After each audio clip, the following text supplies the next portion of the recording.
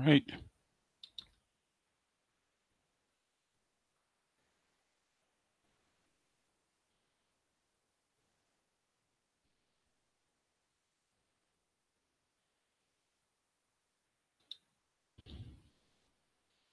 Hey, Princess, what's going on?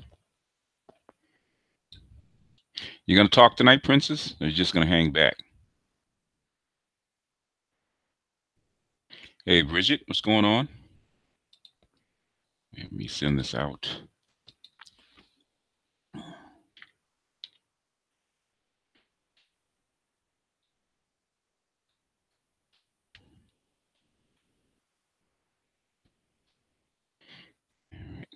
Paste that, and it's all sent. Okay. Now, hey, Bronze, what's going on? Exclamatic. Hit the like button as you guys come in, please. Put some energy into the room. Show some love.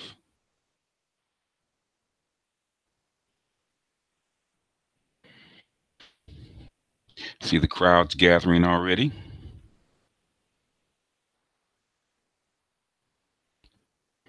So while we're waiting for people to file in, what do you guys want to talk about?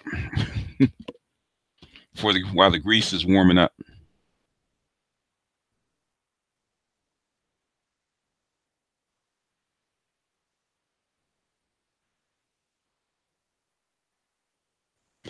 Uh,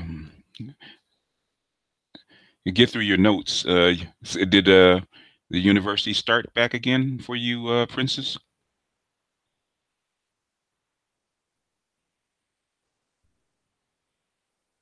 Don Teasy, what's happening? Deadly side chicks. Yeah. Um, Especially in Shreveport, man, because that's where my folks are from Shreveport, and in the South, man, Pookie and Ray Ray are on steroids, so that happens all the time. Just now, the violence is different. So she did some. She you have some trifling chicks back down in Shreveport, man. Trust and believe. Trust and believe. You got some trifling chicks down there. She did something. She did some. She did something in the foul because normally brothers back in Shreveport they real low key. They're not hyped up like they may be in say like St. Louis or Baltimore or New York, someplace. They're real mellow and they're really low key. So for the dude to walk in and do something like that to a chick because it's a small town. Shreveport is a very small town. Everybody knows each other. I mean, everybody had, they all grew up together. So for him to walk in and do that to her, she had to do something pretty far. I'm trying to figure out what she actually did for him to actually come in and shoot her. Yeah, she was stupid. And basically, if you've ever been down to a small southern town like Shreveport, ain't shit to do. Ain't shit to do. So basically, everybody's always up in each other's shit because there ain't nothing to do down there, other than maybe go to the riverboats and gamble. Other than that, there's not a whole lot to do down there, man. So we get little towns like that where there ain't a whole lot to do, man. That kind of ordinary bullshit kind of gets blown up out of proportion, and Facebook and social media just makes it worse. She can't expose him because everybody knew about him. She can't because she exposed that he's messing with him, been messing with her for years. And there are no secrets down there, especially around that area, unless you're gonna drive all the way down to southern Louisiana and do something. He drove from Texas to kill her.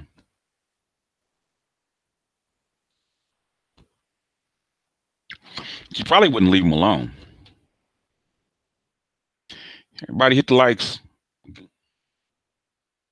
Hit the likes as you come in. Unless you guys want to hear some Lawrence Welk.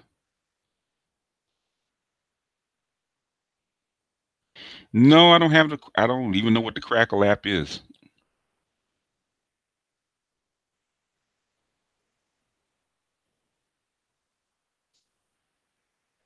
Who is? Who is a who is that?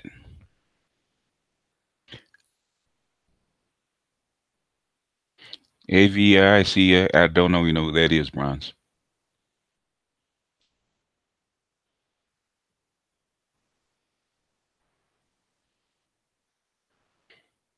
Hey, Kendra, what's going on? Hey, the Mad Haitian. Oh, I got to do a video for you, bro, because that last text the last text that you actually put out, I want to do a video about that. I just hadn't had a chance. AV I don't still don't know who that is. He was a Swedish DJ. Okay.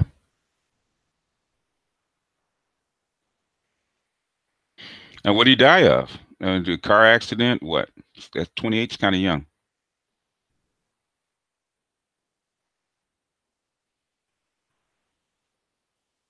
Let's see. Why did civil rights act badly to them? Oh, because it was more the feminists and then some of the liberals about the Monahan report because they talk about the damage to the black community or the damage to the black family, how it was upside down, and they talked about a matriarchy, and that's how come it was attacked because they said you're blaming black women for the what the problems of the black community, which wasn't true. It's not what he was saying. And then again, black women didn't want to give up power, which is another thing. Hey, Ming Ming, what's going on? Ming, you savage.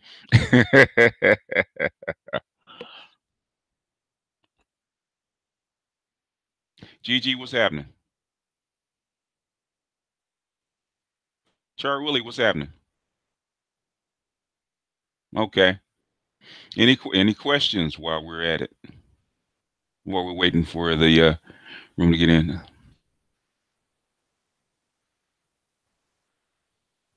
Oh, pancreas. Okay. Okay. I wonder. Well, if you have a damaged pancreas, that's either cancer or he's doing IV drugs. Sounds like hepatitis. Hepatitis usually pancreas or the liver. Sounds like at first blush.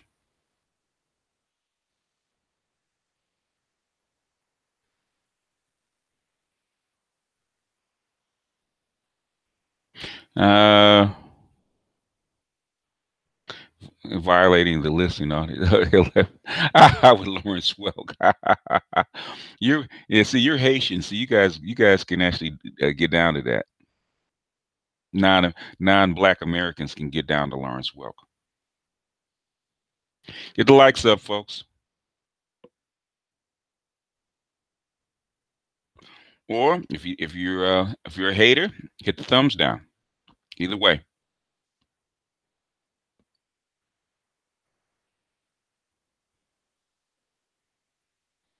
Okay.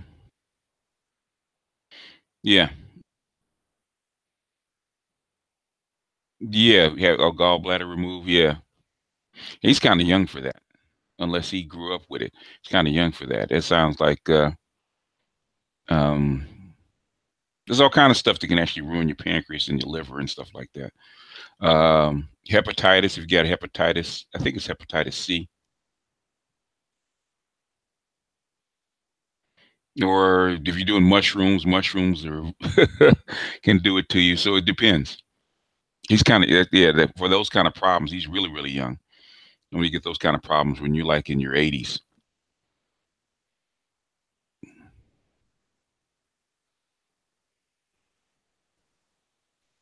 Let's see.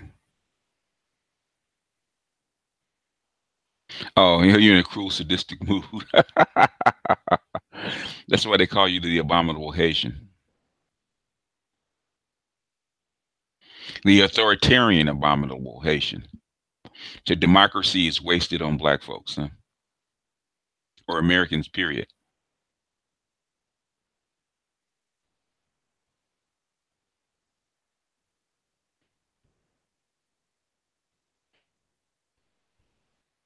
Oh yeah, well yeah, it was. It's out of the norm. Now, strokes can happen. That can happen to healthy athletes. So strokes can happen, but pancreatic can't. Pancreas and liver are degenerative diseases. Now, stroke, depending on what you eat, um, stroke can happen to anybody because there's a lot of people in their teens, sometimes hell in their as children, um, can have strokes, can have blockages. That can happen.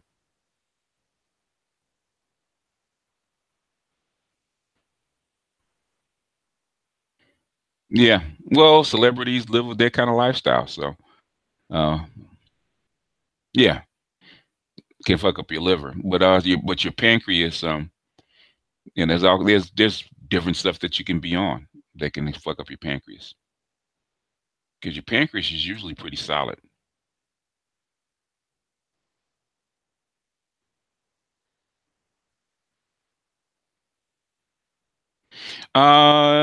Can't kill it, but the thing is, it can reduce it.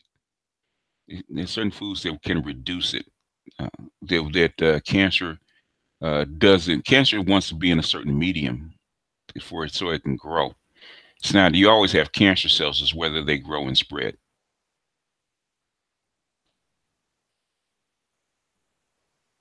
Hey, woo! Ric Flair. Okay, Officer Charles in the house. Hey, Walt, what's happening? Sam C. They say AVC. I think that was a Swedish DJ. And also one of the guys I used to listen to all the time, Art Bell. He died last week. So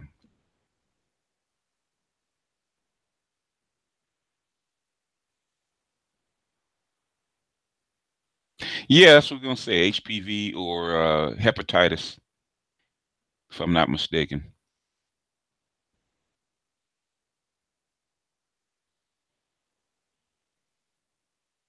Yeah.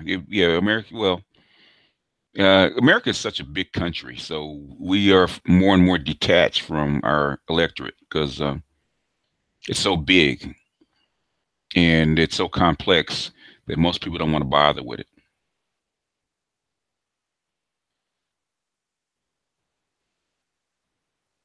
New edition of Boys to Men. Huh. Since I was a little younger, New Edition would probably be more of a favorite. But they're basically almost the same thing because it was the New Edition guys actually discovered Boys to Men.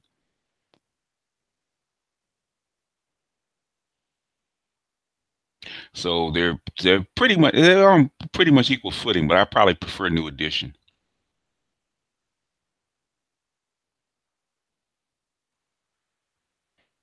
Well, possibly they're better singers. Yeah, New Edition was more fun, but they were a lot younger. The Boys to Men, they were a little older. I think they were actually college when they got together. Whereas New Edition, I think they were like 14, 15 years old when they first started.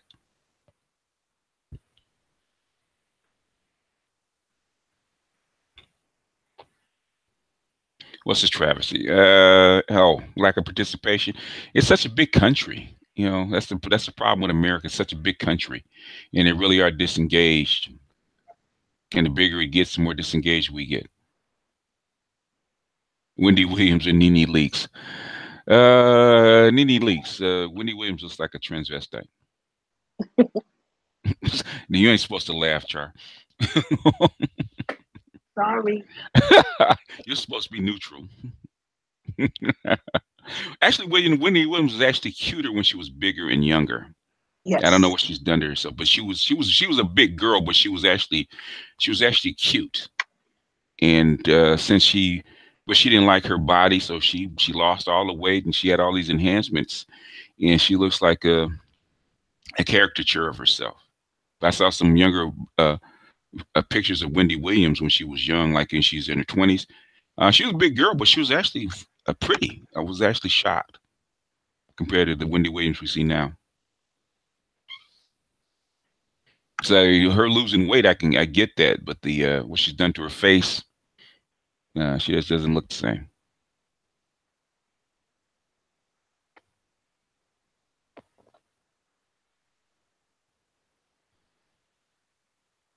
All right, let me know when you're ready. Oh, anything? Well, it's your show. Oh, righty Come then. on in. Anytime you, I'm just answering questions until until the till the curtain rises. So if you guys are ready on the, we All can get. right. Where Okay. where do we want to start? Do you want me to start, or you guys want to start? Well, I'm going to, well, we're going to start. Okay. And I'll, while everyone is piling in, I'll reintroduce myself. Mm-hmm. All right. So, hello, everyone. I am Shar Willie. You call me Shar. And I've been working mostly behind the scenes. That's where I do my work. And I've changed the structure of the show so we can actually have some content. So that was the reason for the big change in the format. And I started off in YouTube slash Blog Talk Radio because I was introduced to it by the Angry Man. Mm-hmm. And that's how I learned about content and what the audience liked and all that stuff by just being in the background, watching and listening. And I was introduced to a lot of content creators because of my support for Valdez. And as time went on, there was a list created, and it was to go after the black men on YouTube. And I made it my business to go and support at least 10 of those guys on that list.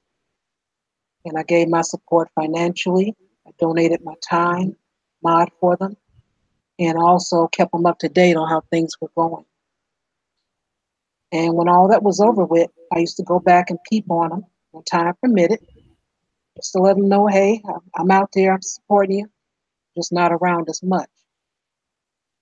Now, today, some of those content creators and even some of those subscribers, they no longer associate themselves with me for one or two reasons. And that's because of my total dedication and support to the Angry Man, Mm-hmm. or because I no longer support O'Shea Duke Jackson. Okay.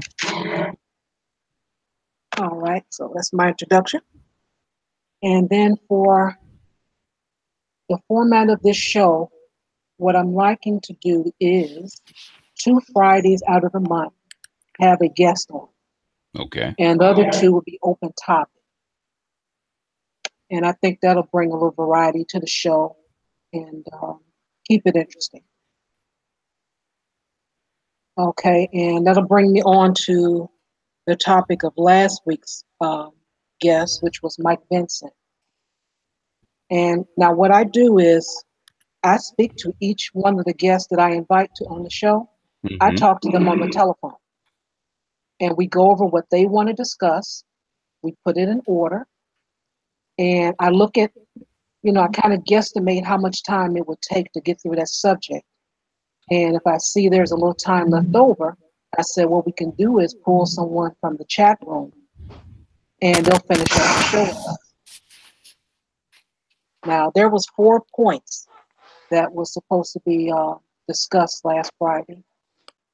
But unfortunately, my guest was focused on something else. So, and I could have stopped it, but I didn't. I decided, hey, he's a man, let him lead. Maybe he knows something that I don't. So, unfortunately, that discussion led into that difficult direction of that month-long sensitive dialogue of Pookie and Ray Ray. Yeah. Yeah. So now on Monday, Bamboozle had a hangout, and Foxfire was there. And I remember he stated to BGS in that hangout that he felt very upset after he listened to that Friday's hangout because there was some simmering contempt toward Mike. Mm-hmm. Now, BGS had asked him several times where this was, but he wasn't able to give a concrete answer. So BGS suggested that they go point by point, and that way he can point it out. because he didn't hear it.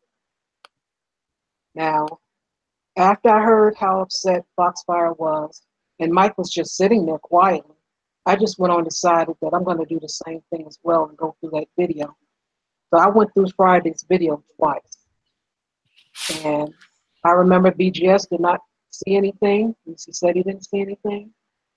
And I didn't find anything also with Foxfire accusations. I didn't Mhm. find it valid. And he actually did say after we went through it, he went back through it. He said that his biggest thing is that Mike was held in contempt and he was disrespected.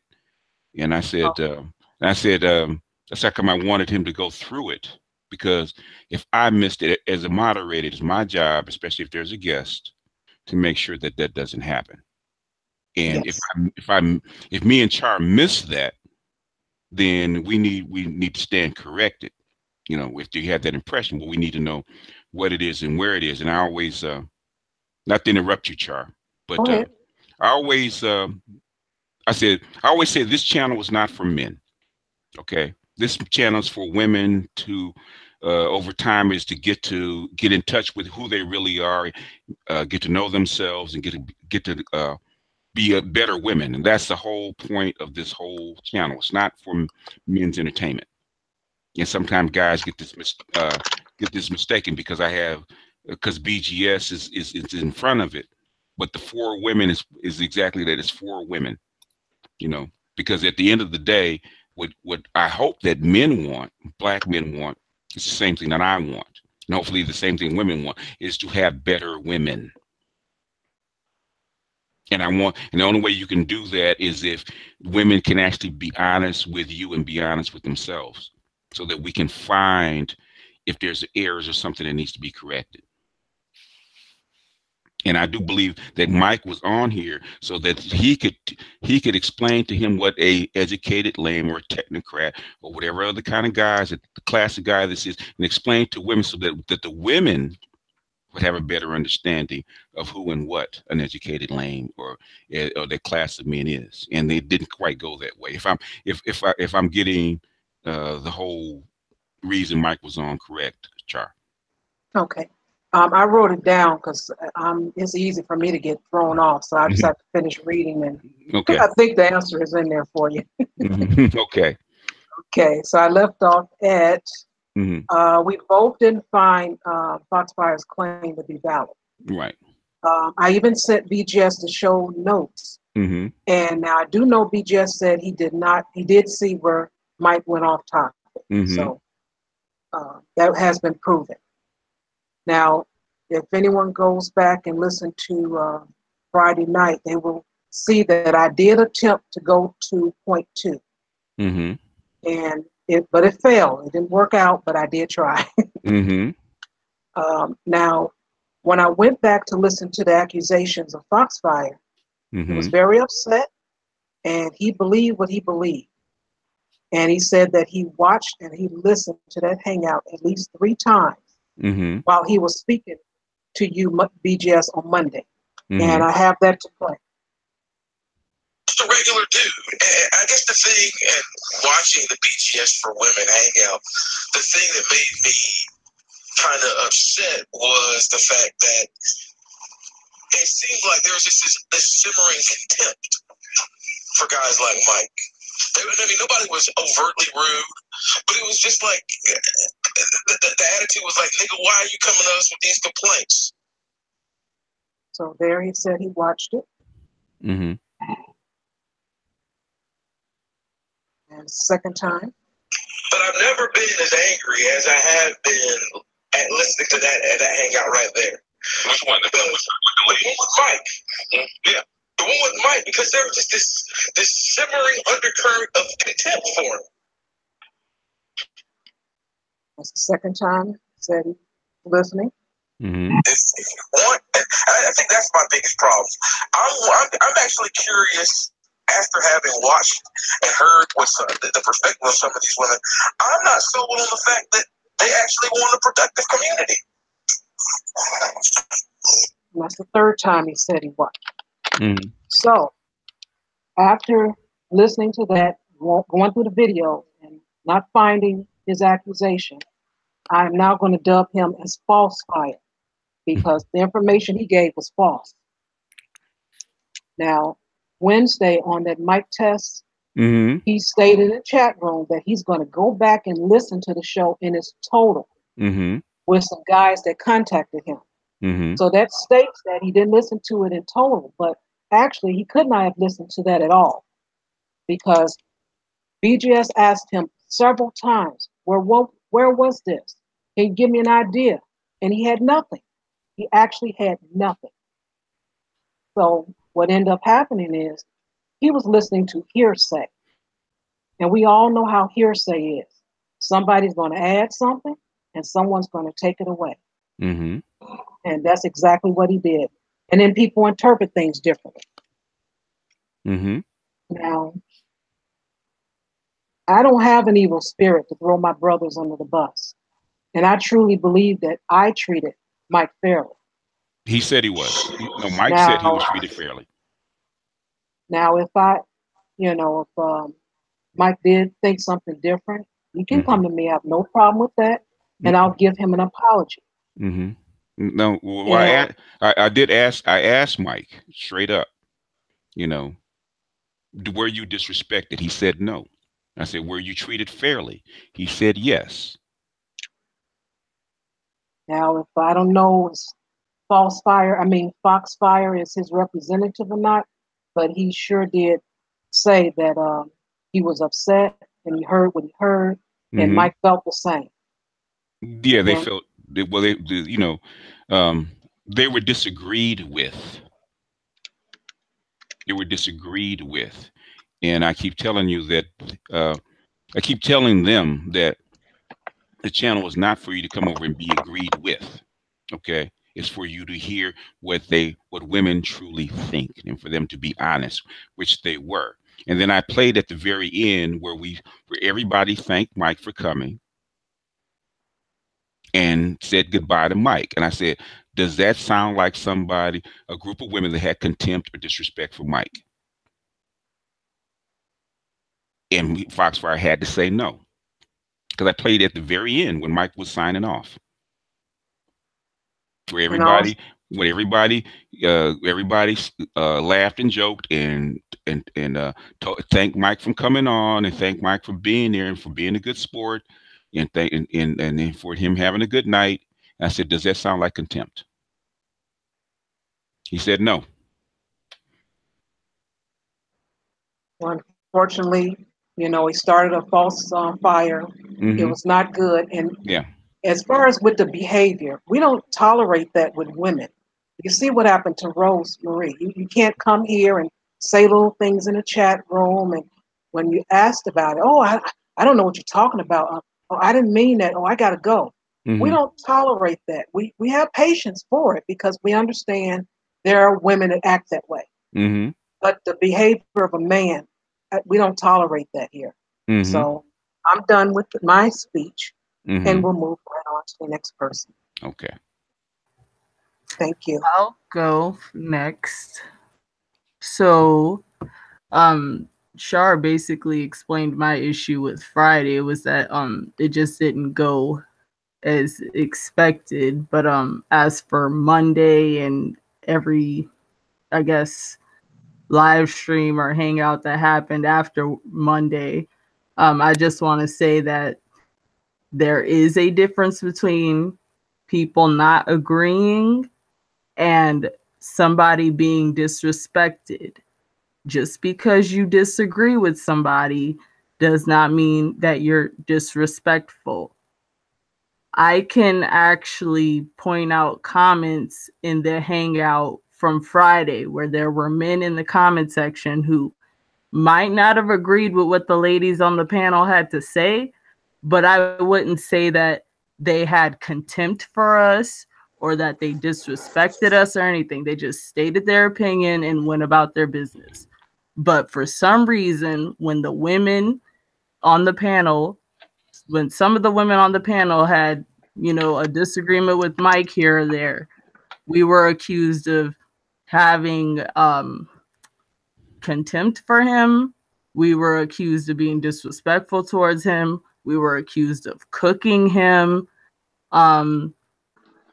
It was just all this hoopla for nothing. And you see, my thing is, if Foxfire didn't like our opinions on the whole Pookie and Ray Ray versus Educated Lame thing, okay, say that. But don't basically make up a story that we were just being super disrespectful to last week's guest. That's basically like my whole issue with it. Because when I clicked on to Baby Boomer's live stream, I heard him yelling at you, and I did not like that. And I heard him saying all this stuff about us, and I'm just like, who cooked Mike? Who was making excuses for, like, he said something about child molesters. I was like, who made excuses for that? I'm just like, I just didn't get it, So that was like basically my issue, because we disagreed with him. Apparently, we're just like the most disrespectful, evil wenches ever. Like, I don't get it. Yeah, well, yeah, I know there's one point that Mike kept bringing up is about how women raise their sons to be some type of guy that women aren't attracted to. And I kept telling Mike, I said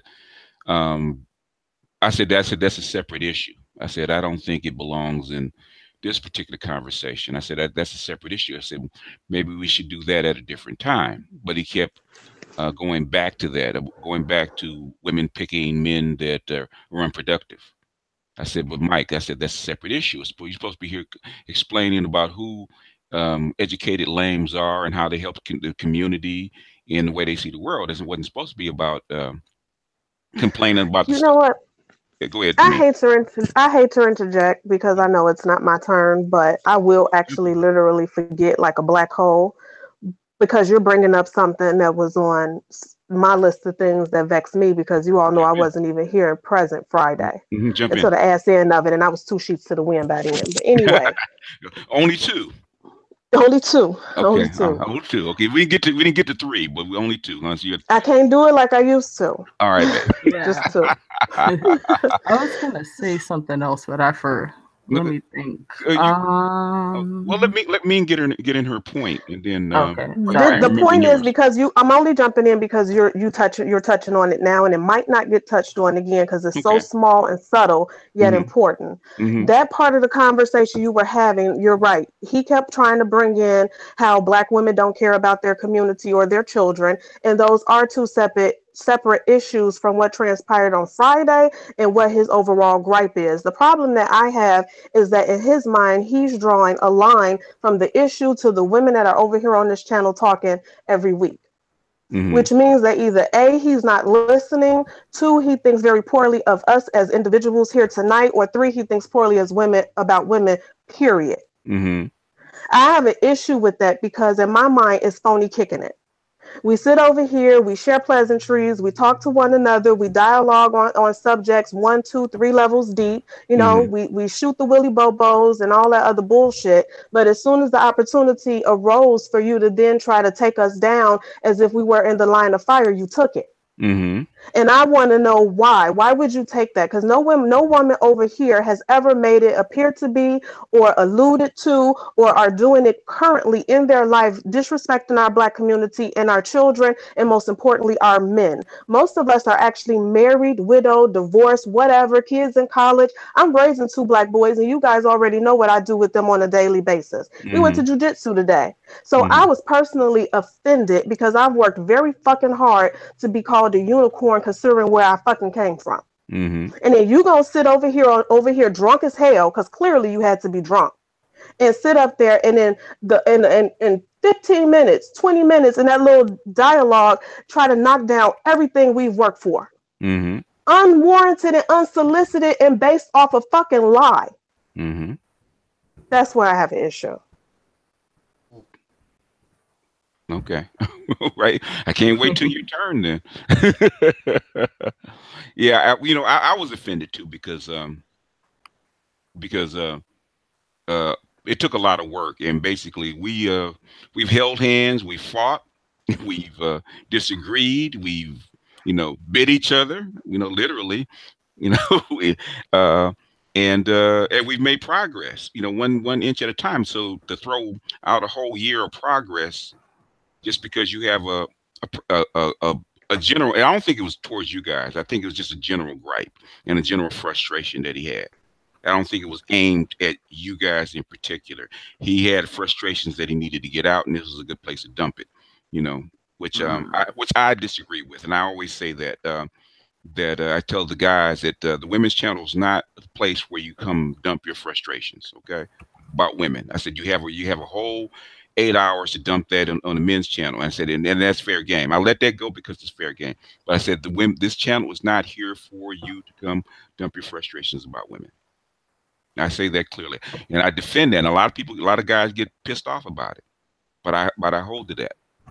Now go ahead, Katz. I know you wanted to finish. If you remember what you're going to finish with, or maybe you got more points. Well, with to Mike's point, I could understand that, but at the same time, like you said, it could have been discussed at a different time, because I mean, my whole thing was that it kind of the original hangout just kind of went off the rails, and every time I tried to explain that on Monday on your show and on Baby Boomer show, it was like I was being completely ignored, and it was like, oh, I don't really care about that. Let's just keep talking about this Pookie and Ray Ray thing. You know what I'm getting sick of, and it's something that I probably need to talk about as far as men are concerned, because men are so logical that they're not really in touch with their feelings. And this is an example of it, that because men are not trained to be in touch with their feelings and monitor their feelings, if they do have strong feelings, it kind of gets like a freight train. You can't stop it because it overwhelms them and they don't know how to pull it back. And I think that's the problem. It has really little to do with the Black community. It has something to do with they don't feel they've been rewarded for their hard work. They don't feel respected by the Black community. They may have been hurt by something cruel that somebody said back in their past, and this might be, and they feel disrespected. That just like, remember, I think I said that to Katz, how if because he had said something about Michelle Obama going after the educated class about what Pookie and Ray Ray does, and I said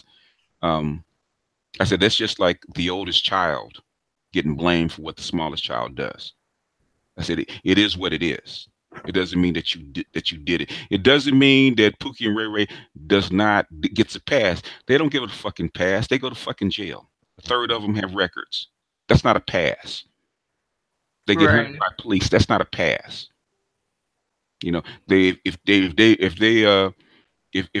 they can't find a job, they get dumped on the street. That's not a fucking pass.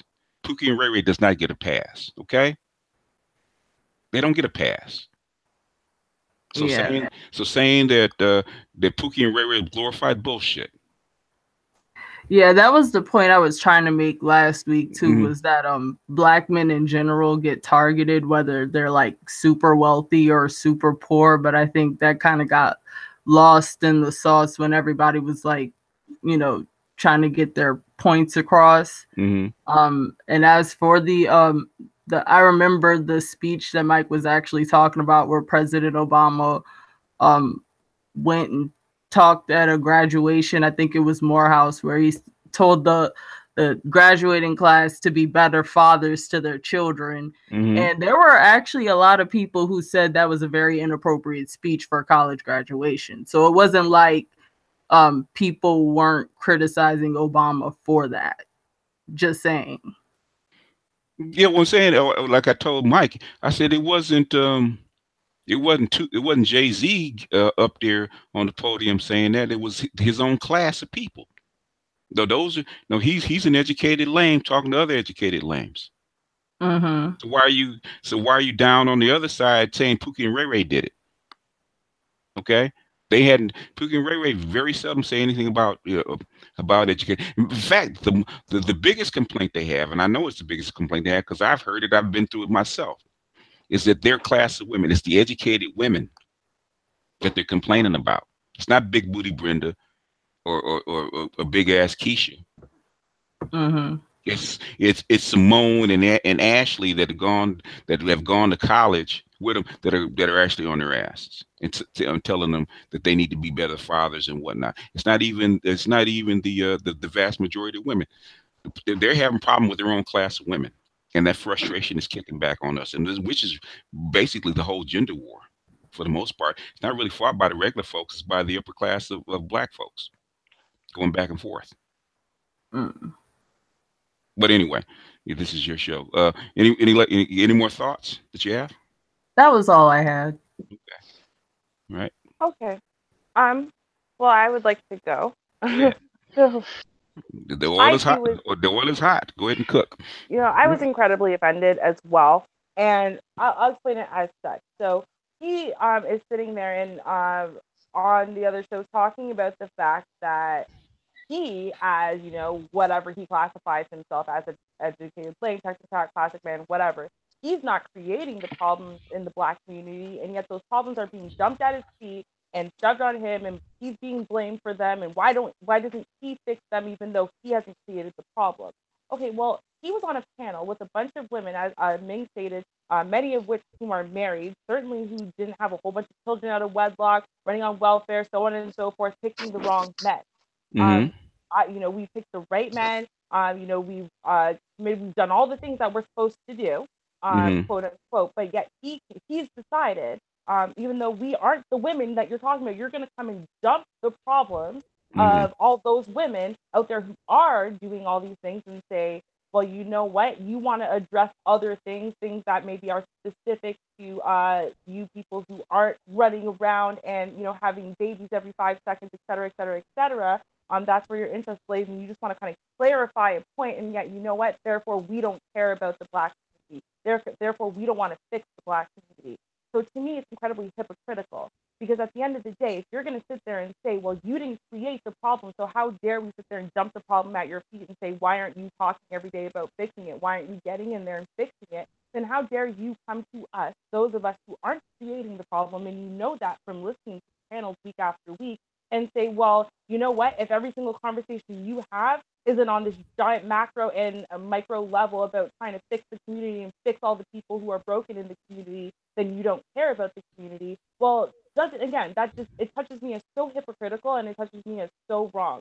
Because at the end of the day, at no point did we approach Mike Vincent or any of the educated lames or classic men or whatever and say, well, you know what? It's their responsibility. They should fix the problem. We're going to defend the women here and say, oh, well, too bad they don't need to keep their legs closed. It's all about educated lames just need to come back in and fix it all afterwards. We didn't. The conversation wasn't about that. It wasn't supposed to be about that. No Mm-hmm. one at any point brought up anything that even remotely looked like that. And yet, somehow or another, he thought he was justified and basically, literally, I mean, he literally said that he doesn't think that we care about fixing the community. So explain to me why it is that you have a bunch of women, married women who aren't out there having a bunch of children, a bunch of baby daddies, so on and so forth, all of the quote unquote problem women. We aren't those women, and yet we are here weekly on several panels, some of us, starting our own channels, running our own channels, fully taking part behind the scenes and whatever, because we want to actually, in the manosphere, and reaching out to women, trying to bring them in, trying to speak to them. How dare you sit there and say that, you know what, we have no interest in fixing the community? Why else are we here? Because you know what, I know for me, myself, I'm already married. I don't have a bunch of baby daddy problems. I don't have a bunch of, any of these issues that we talked about. And, and I wasn't dysfunctional. I had to fight against a lot of things, but I made it here. I'm 33 years old. I have no children out of wedlock. Mm-hmm. I don't even have any children now because I want to make sure that we're in a good place before we start producing them. So why else am I here if I don't care to help my community and fix my community and help those of us who aren't doing as well, so that way they can come up. You know, I really believe in that saying, each one teach one, lifting as we rise. So I believe that if you know better, and you have been able to fight through and get to the other side, that you know what, it is your moral, personal, emotional, whatever responsibility to go back and help someone else. Because at the end of the day, and this thing that kills me is, if you can turn around and look at cycles and generations and generations and generations of people, who are making the same mistakes, who might even start off by saying, hey, I'm going to try to do something different, and are still making the same mistakes and are still getting caught up in these cycles. You can look at that and you know better. And you know the secret. You know how they can get out of that cycle. How dare you stand on the sidelines and say, well, they should be fixing themselves, even though they don't have the answer? Because you know what? There's a good chance that they knew the answer, they'd probably do it. So to me, and that's the way I feel. That's why I'm going to go get this degree. That's why I'm pursuing this PhD. So Hmm. that we, because you know what, I think internally and inherently I know better, and I want all of those pieces of paper that society needs for me to go out there and help a bunch of our youth do better. And I think that when he addressed so many different things in a bunch of his rants, addressing his cousin, and talking about his cousin and his ain't shit mama who's drunk and this and that and blah blah blah. And so it was up to his dad. So between him and his dad, being these excellent role models, and they got it, and Yeah. they reached out to this kid, and this is his cousin. And so his Mm. cousin actually had an example of some functional, someone who's his age, who's functional, and a man who stepped in and said, listen, I'm going to be there for you, I'm going to help guide you in the right way and whatever. And yet, you know what? Still, he got, he got fucked over. Because you know what? At the end of the day, it's not quite so simple. It's not about one person. It's not about, see, look, your uncle stepped in and look what happened. Your cousin got caught up anyway. And yet, somehow or another, you think that it's okay for you to sit there and say, well, you know what? It's not my problem. They should fix themselves. And when you look at the situation with your cousin, say, well, see, well, if his mama wasn't such a piece of shit, well, then everything would be fine. Well, you know what? If his daddy was there and his daddy was a great person, and took him away from his mama, maybe things would be better. If there's a million things that we could say, if. What it comes down to is we are in a broken community. I don't think any woman on here has sat there and defended any of the broken things that women do, or the ways that women are breaking their children. Certainly not. And so for him to even imply such a thing about the ladies on this panel, especially because the women that were speaking that day are the regulars. And the regulars on this panel are here. We're on Brother X, we're on Angry Man, we're on our own channels, whatever it is. And all we are trying to do literally is say, listen, you know what? There is another way. You know, we should do better. And we're not sitting there blaming the men. We're not sitting there blaming society. We're not sitting there saying, well, there's nothing wrong with what you're doing and whatever. We're not doing that. We're not making excuses. We are trying to sit here and work with each other and work with the men and work with anybody who's coming in to try to find solutions to problems. So I was incredibly offended. And the more that he spoke, the more it was very clear that what he was doing was he's mischaracterizing us because of his own personal issues and his own personal hangups, which would be fine, except for the fact that unfortunately there's a lot of men who are coming in here who are in the red pill rage kind of area, or moving just into red pill and whatever, and ultimately don't trust women, and ultimately don't trust there's a single one of us who actually love our men and want to see good things for our men, and see the problem. So when you have someone who's like a regular, like Foxfire, speaking like that about us, what it does ultimately is it puts that in their mind, like, oh, see, yeah, they're all the same. And even though we did absolutely nothing to deserve those mischaracterizations, there are so many men who have been burned and they're so jaded, and they really don't believe that the quote unquote unicorns even exist. That now what's going to happen is they're going to walk away and say, yeah, see, I knew those women, they were all like that anyway. And that's the end. And at the end of the day, we still didn't get to have the conversation that I think was really needed, which is, first of all, what the hell is a technocrat and a classic man, an educated blame, to the men who are being classified as such. And you know what? As I was asking that day, what are the qualities you are speaking about that you think that women are specifically rejecting? Because I do think that there is a difference between what you think women are rejecting versus what I think women are more so not rejecting, but responding on another side.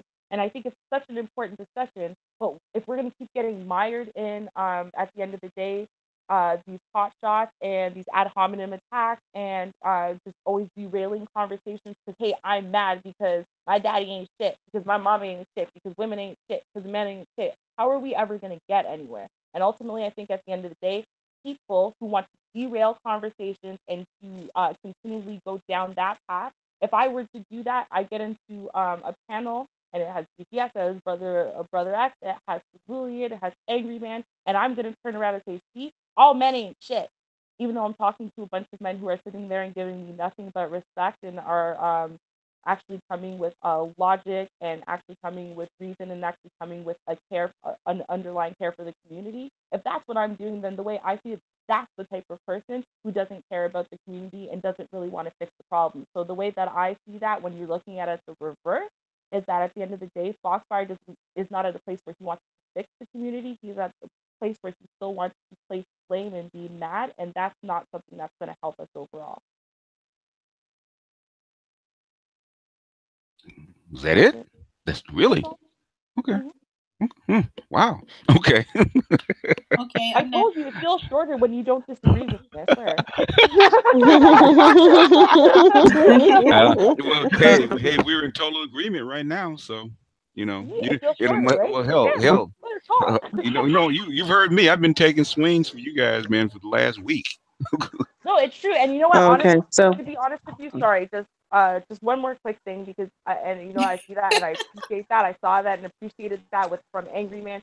And at the end of the day, Brother X, when I see at what real men are like, and it gives me so much hope to see that at the end of the day, someone like Foxfire could come and try to derail everything and try to break all the progress that we have made. Look at the progress we have made, and for him to come in and try to derail that and try to break that and Mm-hmm. see that you guys stood up Yeah. and said, no, you're not going to sit there and bully me into this bullshit. You're not going to bully me into, oh, well, now you're going to side with the women or you're going to diss with the women or you do this with the women. And you're not, you know what, you're not going to bow, you don't bend, you don't break to that kind of bullshit, which is showing what a real man is. And I do really actually appreciate that. And I did notice that. And so I would like to say a thank you to BTS and Oh no, to no, all no. the Well, content creators who did so. no, I thank you guys because I said you freaking got some honest women, okay? Mm-hmm. That will tell it like it will bare their souls and tell it like it is.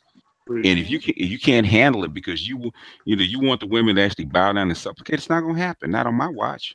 Okay, it's not gonna happen. Mm-hmm. Yep. That's the way I feel about it. And I heard, I said, do I not hold women accountable? Mm-hmm. And when women on the panel will say, I do hold them accountable, but the same thing goes for them too. Absolutely. Yeah. All right. Who's next? Me. Oh, bronze. Okay. All right. The oil is hot. Go ahead.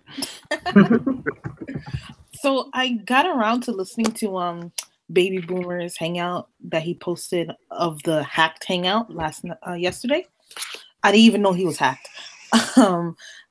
It was so much. It made my head hurt the whole hour because it was so much cursing and yelling, and then you were trying to talk, and he just kept going over you while you were trying to talk and explain things. It made my head hurt. And what I don't get is last Friday he was in the chat room the whole 4 hours. I'm pretty sure. Why didn't he say something then, or why didn't he ask for a link to join in and defend Mike as his, because he's his defense attorney? Why didn't he jump in at that time? Why wait days later? Like, I don't get it. Because Mike didn't need defending. Mike was holding court, and Mike was saying what he wanted to say. What defense did he need? Well, apparently, Foxfire thought, he didn't think. Defending. No, he felt. He felt. But regardless, why didn't he say something that day? Why wait days later and then we have all these hangouts and then just to find out the whole thing was misconstrued at the end of the day, That's what I was trying to find out myself. Like, I don't get it. I don't know if he's upset that because we were asking Mike kind of towards the end, like, okay, so, well, what do you think is the solution? Or, okay, what do you want us to do then? I think that bothered Foxfire. That's what I think. Because we were asking that question instead of not automatically having the answers. In the hangout from Bamboozle yesterday, I thought it was odd that he was saying, I'm the only guy in my circle that still dates Black women, as if he's doing the community a favor. Like, I don't get that. I don't think it was necessary, because it's not a favor. If you feel you're at your wit's end, why are you staying? Go date who you want to date. Don't stress yourself out. And he did bring that up, which actually kind of I didn't go in on him, but it kind of pissed me off. Is that he said that he's trying to convince these guys, guys in his class, to come back and help. Mm-hmm. And it's getting hard because they don't want to come back and help. And I said, well, stop trying to convince them. He said, well, I can't do that. I said, I said, well, you go to war with the army that you have, not the army that you would like. Mm-hmm. And the same thing I say to the swirlers. If you're not committed to being on this side, regardless of what the problems are, then it's best for you to go help go help the bear. Go on that side and stay on that side. And I said, I don't care how smart you are, how much money you have, whatever it is. If you're not committed to be Black, I don't care if you date white women, Asian women, whatever it is. When you come back to this side, you come here to help. But if you don't want to come back here to help, you have disdain for your own people, the people the place where you came from. Stay on that side. I have no problem with you being on that side. If you want to assimilate with them white folks, assimilate with them. They want you to. So go over there and be happy. Same thing with the swirlers. Go over there and be happy. Move to for the Black women that want white men.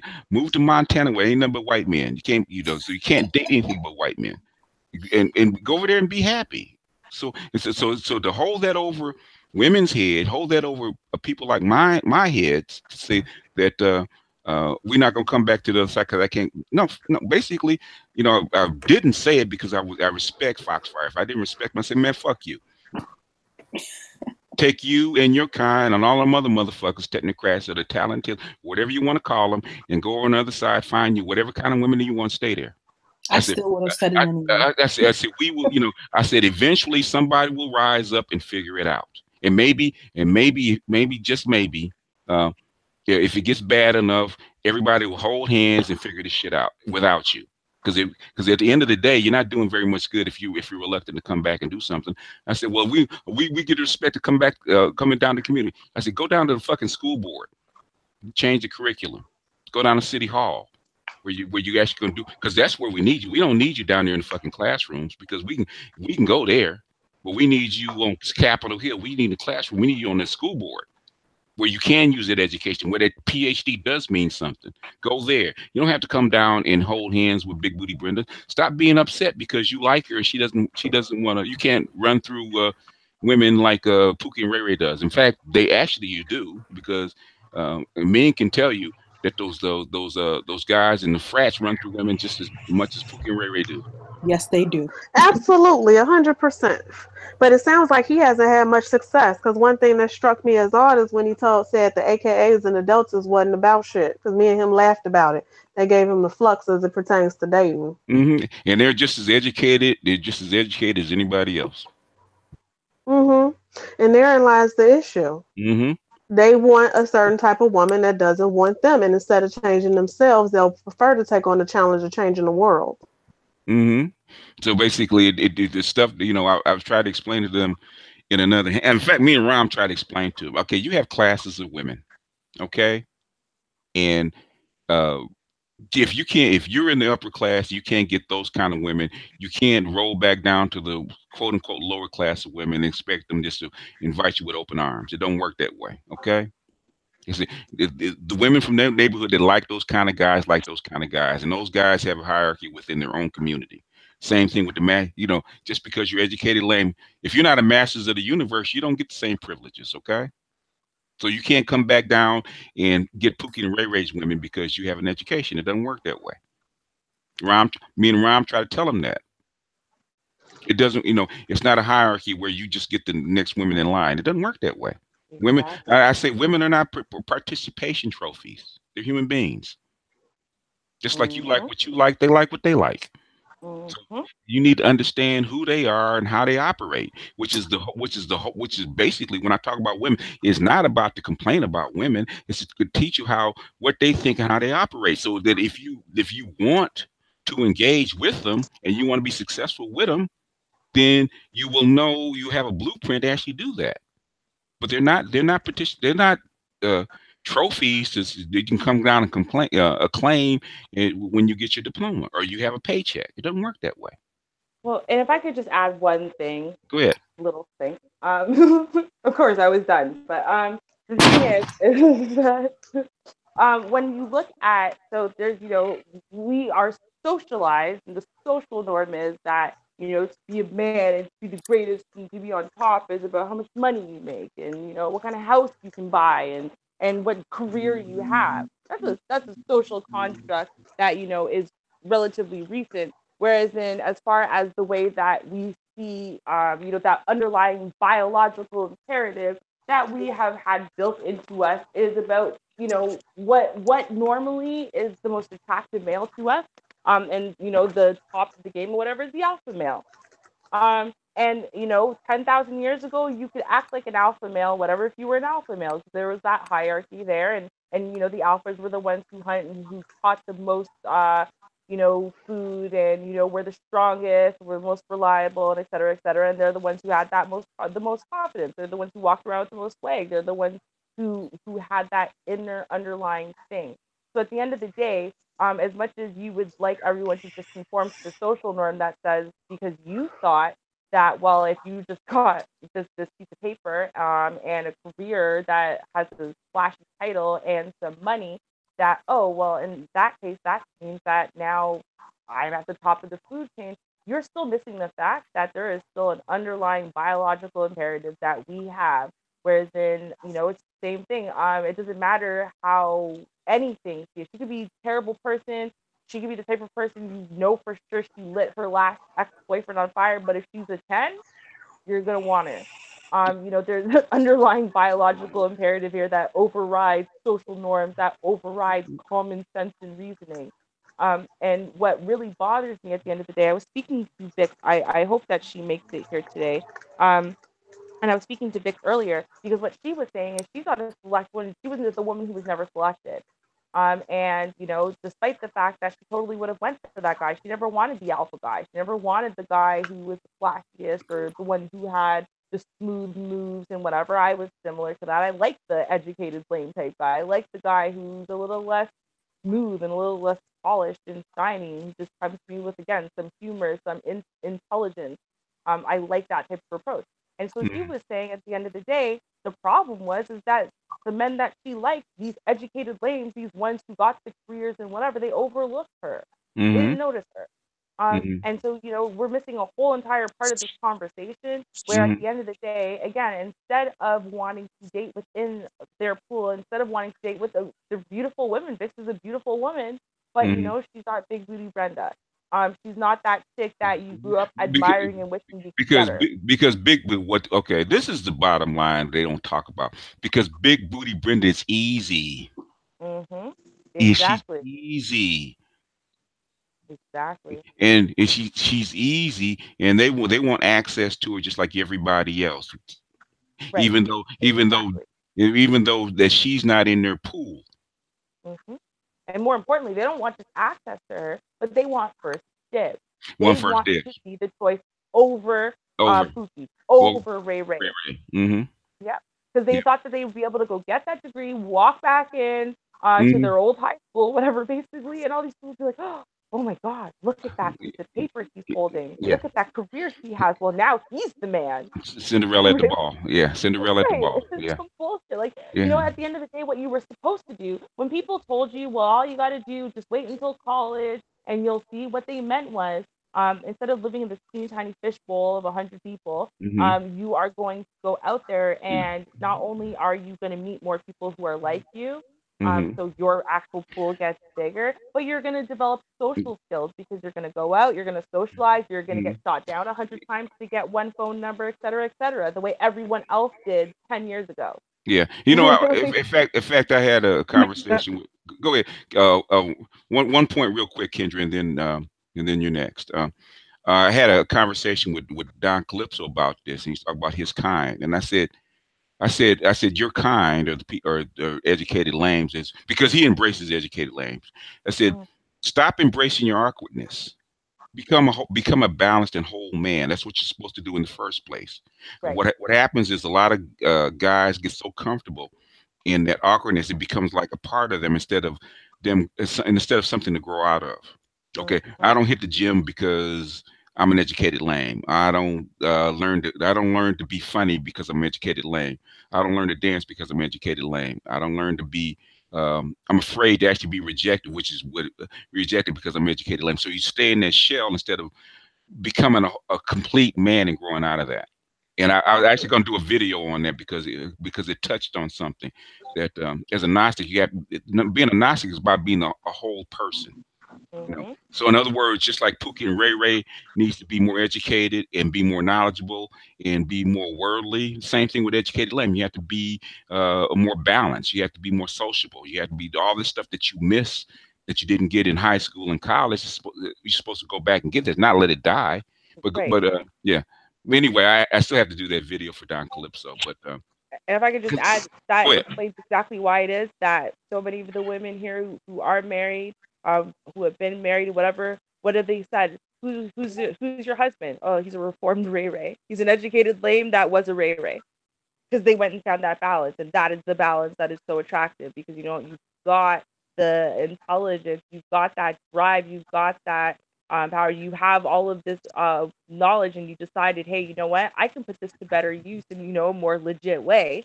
And they went and they found that balance, and that balance is incredibly attractive, and that's why you keep hearing the women here saying, yeah, well, yeah, he's a reformed Ray Ray. Okay, Yeah, yeah, he's a reformed Ray yeah. Ray. I probably haven't done it because I was trying to get a kind of. I had done it like a lot of that stuff already, and I guess it's been a while since I actually did it because I was trying to focus on other stuff. But it's probably by time to actually start doing that stuff again because Mhm. this stuff is kind of get out of here. All right, the peanut oil is hot, and the main chef is stepping up to the plate. So Lady Kendra, put on your apron and go ahead and cook. You're so silly. The vegetables. Hey, we even chopped the vegetables for you. So basically, all you got to do is do the meat and stir fry. Go ahead. Okay, so let me just open this by explaining a little something about me and why I'm even here in the first place. Um, skipping the whole story about how I found this channel and Angry Man's channel and all of that. I was already at a certain level of development as a woman. But this platform gave an opportunity for me to speak to an audience wider than my family and a couple of my friends, some of which I can't say some things to because they don't really understand them. But it gave me an opportunity to speak to mainly other women who may check out the videos later. I may not even know that they're watching or chatting. I don't need to know. It's unimportant. What's important is that they hear it. And I share different personal things. I share my insights on relationships. Here, even though I'm pretty much a private and introverted person, because I believe that someone can be assisted and helped in their own journey by them. The men here have treated me with respect, from BGS to Angry Man to Brother Xavier Charles, all of the brothers really have treated me and the rest of the ladies with a lot of respect. And I am very appreciative and grateful of that. With that being said, the things that I say here come from the heart and they are truthful. I don't have time nor energy to come here and lie to a bunch of people I don't know about who I am and what my life has been like up until this point. In point of fact, anybody from Foxfire to any female to any other dude that comes through here, anybody, if you don't like what I say, if you think I'm a liar, you think, you waiting on the other shoe to drop and this is all bullshit, I don't give a shit. If you're mad, here's what I want you to do. I want you to dig in your closet and I want you to find a large piece of material. It can be your mama's dress. It can be whatever you want it to be. And I want you to tie it around your neck like a cape so you can be super mad, nigga. That's what I want you to do. Because I don't give a shit what you think about me or my life or what I'm doing or why I'm here. Okay? I want that known. All right? Now, on to the BS that was happening all week on these hangouts. Foxfire, this one is for you, dude. First, when you stepped on the scene, you was all right. But that BS you started, that shit was not okay because it was a bunch of shit. I don't like no shit stirring niggas. I don't. This one is for you too, Mike Vincent, because you was on that panel. And if anybody was rude, it was you. Know how you was rude?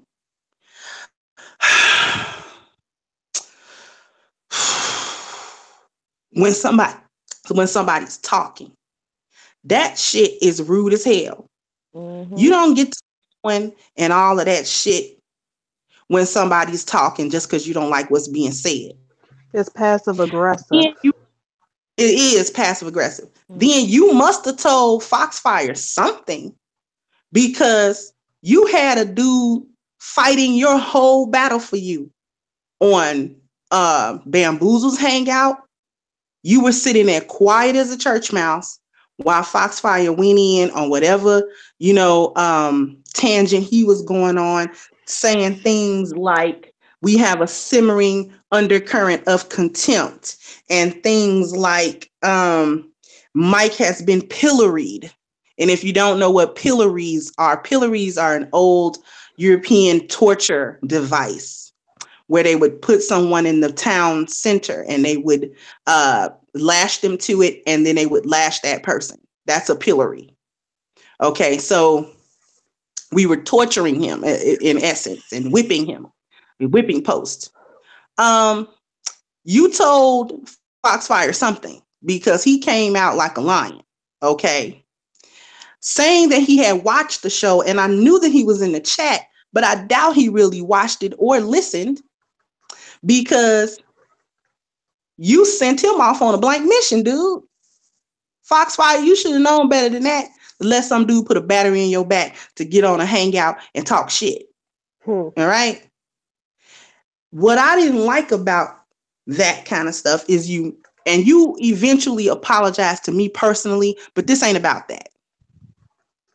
What this is about is the character assassination collectively of my sisters that are regulars on this hangout and other hangouts also.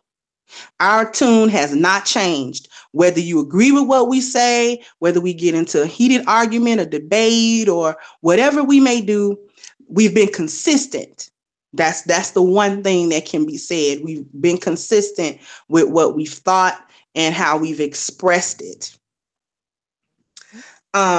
saying things like we don't care about the community, and the conversation that we had was full of a bunch of bullshit because we're just thinking about swag and we're not thinking about anything else, which proves to me that you don't know who we are. And quite frankly, I don't give a damn, because I don't got to prove shit to you and nobody else about who the fuck I am. Motherfucker don't believe what I'm talking about, he can kick rocks and move around. I don't give a good goddamn. Okay? It ain't no skin off my nose, nigga. None. What you do in the community and all of that shit, bravo, nigga. Now you want a cookie? Who else want a cookie? Because typically, when anyone, male or female, are doing the things that absolutely need to be done, that's usually a thankless job. Okay? It's typically thankless. And since you brought up the Bible in the other hangout, I'll bring something else to your attention. All the prophets in the Bible were rejected by their community. Think on that. All of them. The town that they were born in, the people that they were sent to, rejected them to the point of killing some of them. And they still had a job to do. And they didn't shirk that responsibility. Now, I'm not putting anybody on the level of that, but therein is a lesson to be learned and to be internalized. If you don't want to help the community, don't. And that goes for anybody listening to this broadcast. If you don't want to help the Black community, but your skin is black, go somewhere else. Kick rock. Okay? Because we will sink or swim without you. You ain't rowing anyway. You ain't rowing anyway. You sitting there with your arms crossed in the gallows, nigga, not rowing. Exactly. All right? You know what they used to do with motherfuckers that didn't row? Kill them and throw them on, make them off the plank, nigga. All right? We done set y'all up with Dawn, Joy, Palmolive. I don't know what you want. But watch. They probably want some old organic shit. Well, go to Whole Foods and get that shit. I don't care what you washing the dishes with. But we all have dishes to wash. All right? Everyone has a job to do in the community. Like BGS stated, if you don't want to come down into the hood and all that kind of stuff, you feel uncomfortable, you don't want to be in the hood, don't. Go and see what you can do about the educational system, because that's where we really getting behind the 8 ball before we even start. We're behind when our kids walk in the kindergarten. They're behind. Okay? So if you don't want to come down to the hood and, scruff up your nice suit, don't. And it's okay if you don't. It's okay if you didn't grow up in the hood. You grew up in somewhere else, so it's not comfortable to you. That's okay. The hood can be a dangerous place. Nobody's saying go get your brains blew out. All we saying is if you're going to help, do the help. And if you're going to complain, go somewhere else. If you're the only one still dating Black women and, you're not doing nobody no favors, dude, it's not affecting me none. Who you dating? I don't even know what you look like. So I'm not concerned about that. He changes his picture every day. Don't nobody know who he is. Yeah, so, that's my whole thing. Don't come through mischaracterizing what we are and who we are, because we have come to this hangout and had knockdown, drag out arguments and came back the next day with respect. Nobody has gone below the belt or been disrespectful. At least I've tried my best not to be disrespectful to anyone, unless I'm purposely cussing you out. If I'm cussing you out, then screw you. You know what I'm saying? I don't care. But the people that I'm really vibing with and I'm on here trying to build with, I'm not trying to disrespect them. You know what I'm saying? I don't get on here and disrespect BGS. And if I have ever disrespected him, I'm pretty sure that he would say that. And even if he didn't, you know what I'm saying? I'm always ready to backtrack if I'm stepping on toes that I don't mean to step on. And if it's it's unnecessary or whatever. So, I just didn't like it. What I didn't like the stirring up shit. If you ever want, this is the last thing I'm gonna say about this. If you ever want to know why we don't like certain guys, it's because of this shit right here. Right here. That is not how a man handles adversity. If you feel listen, Angry Man used to be on here a lot, actually. Whenever he felt disrespected, he used to say that shit right then and there. Now, you may not get as amped up as he does. Shit, if he don't. But you can still say it. And if this is how you handle small adversities, why would a woman want to get into a relationship with you? Any serious relationship? Because this is how you handle problems. You go away, whine, you complain, go behind the back, talk shit. Then you didn't even have the balls to come up later on, even if it was later on, and say, hey, I didn't like the way that went. You let a whole other nigga fight your battle. Where they do that at? This is why. It's not your degree. It's not your education. It's not that we don't like men who are smart, men who have achieved a certain worldly success. That's not the problem. The problem is you handling shit like a female. And we can sniff that on you. A woman worth of salt going bread can smell it. And she won't have much to do with you. I ain't want to say that. I mean, shoot, you got to call a spade a spade. I ain't want to say that. I actually, and the ladies will tell you, I actually liked Mike Vincent. He represented a time in my life that I'm very fond of. He's from Boston, Dorchester specifically.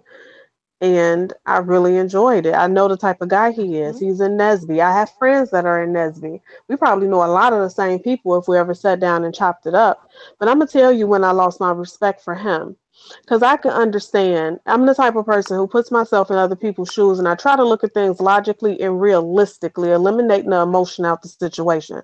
So I understand that if he felt disrespected as a passive-aggressive person, which he is, he went and told his classic men friends on their private hangout, and I'm throwing up the air quotes because that's some goofy shit. But anyway, he went and told his friends on the classic man hangout and they chopped it up, and that's where it should have stayed. I lost respect for Mike when his friend didn't even show him respect. Foxfire shut up there on that goddamn platform and yelled at Mike, Mike, go ahead, unmute, tell him, Mike, and Mike ain't say shit. That's when I lost respect for Mike, right then and there. Because you had one or two options. You could either tell that we did not do that, or you could tell that we did. And I know I wasn't there Friday, but we still are that damn week. And I asked him point blank, what was said, and where, not where you were disrespected, where did you feel? Because it's about feeling.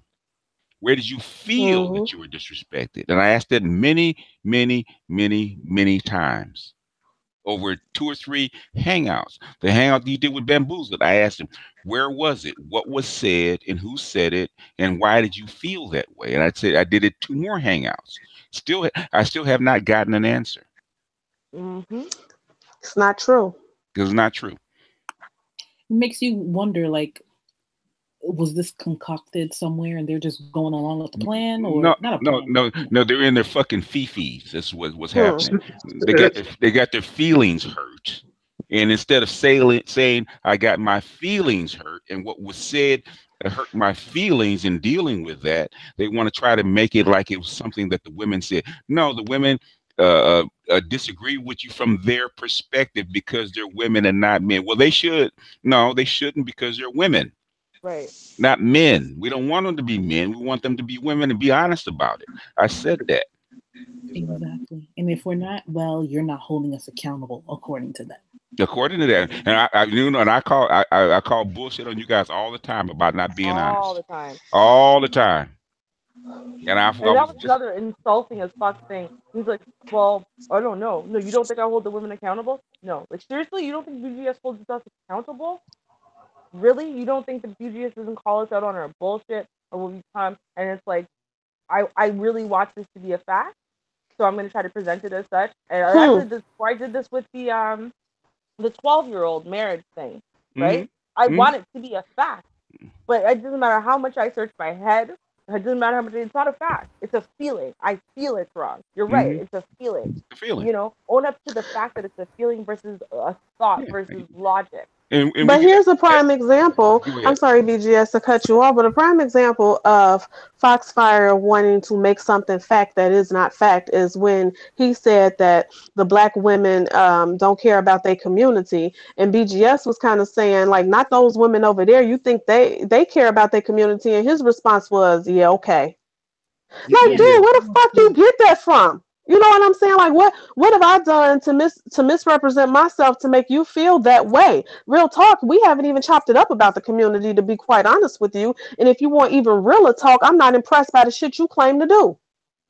I So, think he just wants to so go go ahead, on. Brian. No, go ahead. Oh, I was just gonna say maybe at the end of the day he just wants to generalize all of us and just, He's too smart for that. He know better than that. No, no. The thing is, it's a deep underlying feeling that he's had in people of his, I wouldn't say ilk, but his class, the talented tenth. I'm calling talented because it's a class. It's a class thing. It's a deep Mhm. deep feeling that they have. But I want to make it logical. No, it's a feeling. Let's deal with the feeling. Let's separate those two. Get to the point Exactly. why you feel because they know me. Because they know me. That's how come they don't do it. They know me because I'm gonna go in about why you feel that way. We're gonna explore that. We're gonna take 2 hours to explore it and get to the bottom of it. And they don't And like that's that. another thing. The 2 hours when you came back with the mic test, I know you saw in the chat, Foxfire trying to act like he don't know what the fuck is going on. I stumbled over here. Y'all might want to talk to Mike about that. Dude, you was Mm-hmm. the spokesperson. How the fuck you stumble up on the Right. notification that I'm sure you received? Like, Right. that's the shit that make me not respect you. I could respect you more if you said, my bad, I was wrong. I was in my feelings about some things that I feel strongly about, but I do apologize. This shit would be water under the bridge. But now for Hmm. that, we can't never be cool because you have a character flaw that I don't respect. But you Yeah. know what though? Here's Go my ahead. thing. Go ahead. Sorry, PPS, but my thing is this. I think that because some men are so busy saying that because women have feelings and obviously they work within them, they display them or whatever. They're so busy saying that that means they are illogical. They have no logic. They have no reason. They have no point. Which is where they kind of use the whole, well, then, women should be seated, not heard, like children, right? Because they're so busy invalidating feelings that they don't want to admit that they have any. Um, so what it Mhm. came down to, I think, with this one is the fact that, listen, he has feelings. It is a feeling, but you know what? He doesn't feel that feelings. He's been walking around, probably likely in all his circles, invalidating women because they have feelings, instead of thought. So it's like, instead of being able to stop and say, hey, you know what? This is a feeling, but I think it's a really valid one. I think it's one that, it's pervasive. And it's a feeling that is elicited all the time. And I think that it's something that's coming between men and women. Hey, let's talk about it because maybe we could talk through it. Maybe we Oh, could resolve it. okay. Maybe we Okay. could Hold find on. Hold on. something Hold on. similar. Hold on a second, Ruby. Foxfire. This is a chop up session for the women. Okay, this is not about arguing time. So we give them getting out how they feel. Now, after the guest is done and there's time, if Char Willie wants to if Char Willie wants to drop the link and have you in here, she can. I don't control. There's a reason I don't control the links. Mm-hmm. The reason I don't control the links because the women want to control their program. Just because you're mad or you Oh feel that boy. you want to defend yourself doesn't mean that you get a link because this is not your time. I've dedicated 3 shows to you. Mm-hmm. Well, he said he's Where you not hit here to argue. where you had your say. Now it's time for the women to say what they got to say. And plus, we have a guest that we're holding up, and I'm sure we probably need to get to him within the next 15 minutes. And then Right. if He we have not time, if we have time after that, then you're welcome. As far as I'm concerned, you're welcome to come on. In fact, we need to have a one-on-one because real talk. Because it's really not about them. Because at the end of the day, this goddamn channel is mine, and I take offense when somebody says that somebody came onto my platform as a guest and got disrespected. I take offense to that. So regardless of what the women say, because at the end of the day, I moderate this motherfucker, okay?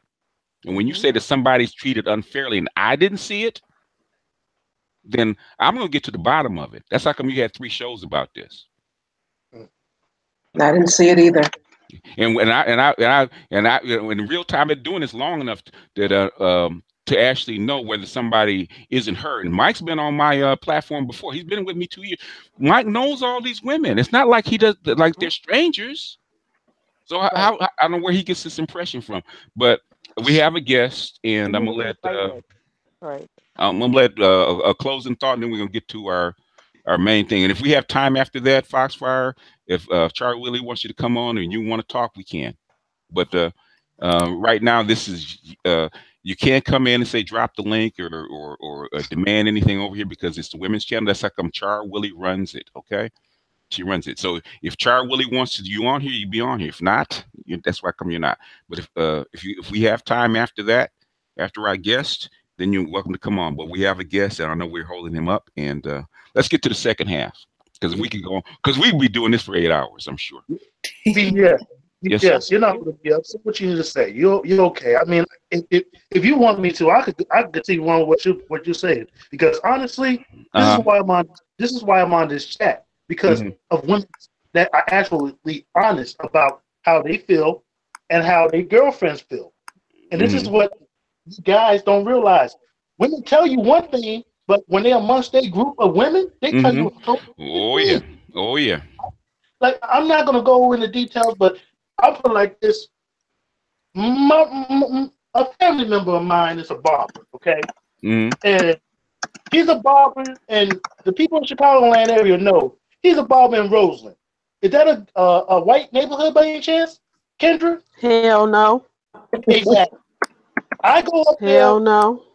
I go up there a lot of times, and all the people that cut hair are affiliated, okay? Legit affiliated, okay? I'm not going to go into what they do and whatever, but they legit. So my thing is this.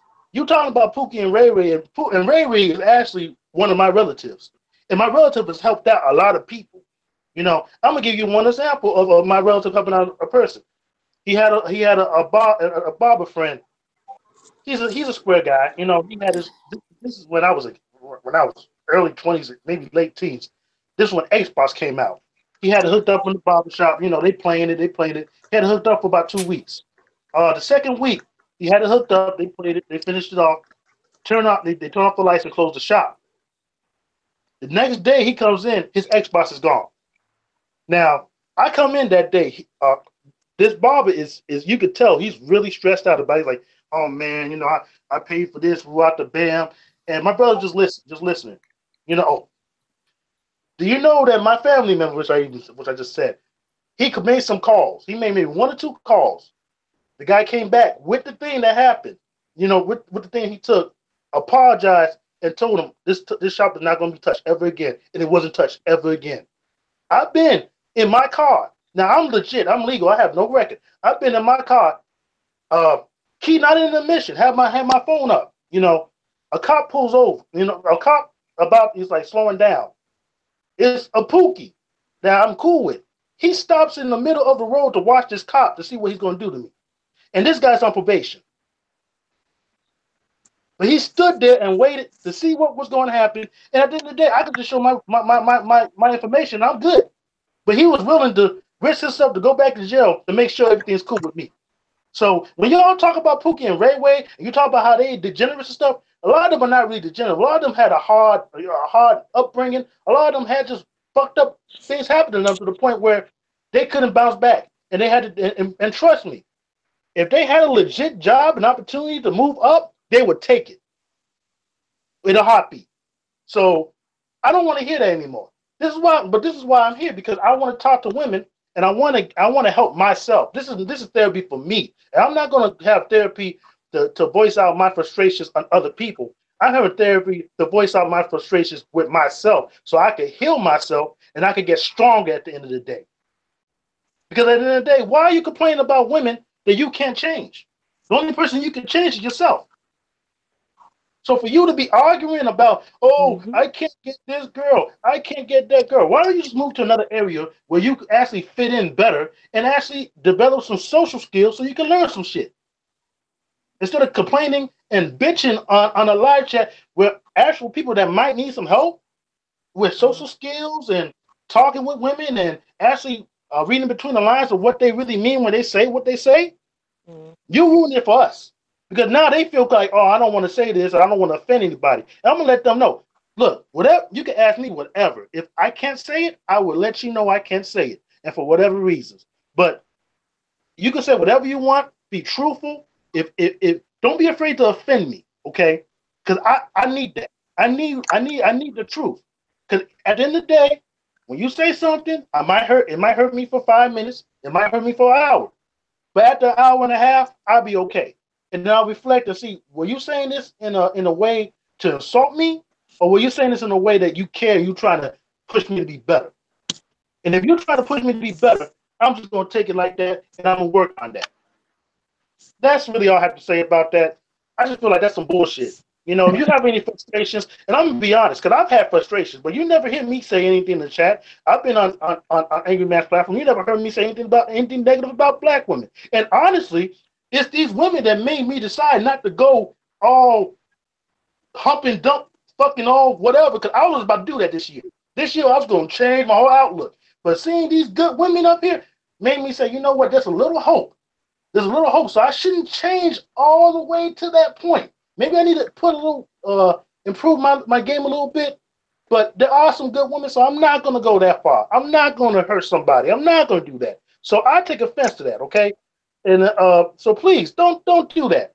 For the people that actually need the help and want the help, let us ask these questions. Let us get the answers we want, and let us solve these problems. Well, thank you so much, Maxwell, for that. Everyone, this is our tonight's guest, Maxwell 285. Greetings. Greetings. How you doing? Classic Ruby? Welcome. Doing Maxwell. Doing fine, sis. I see you cooking. I see y'all.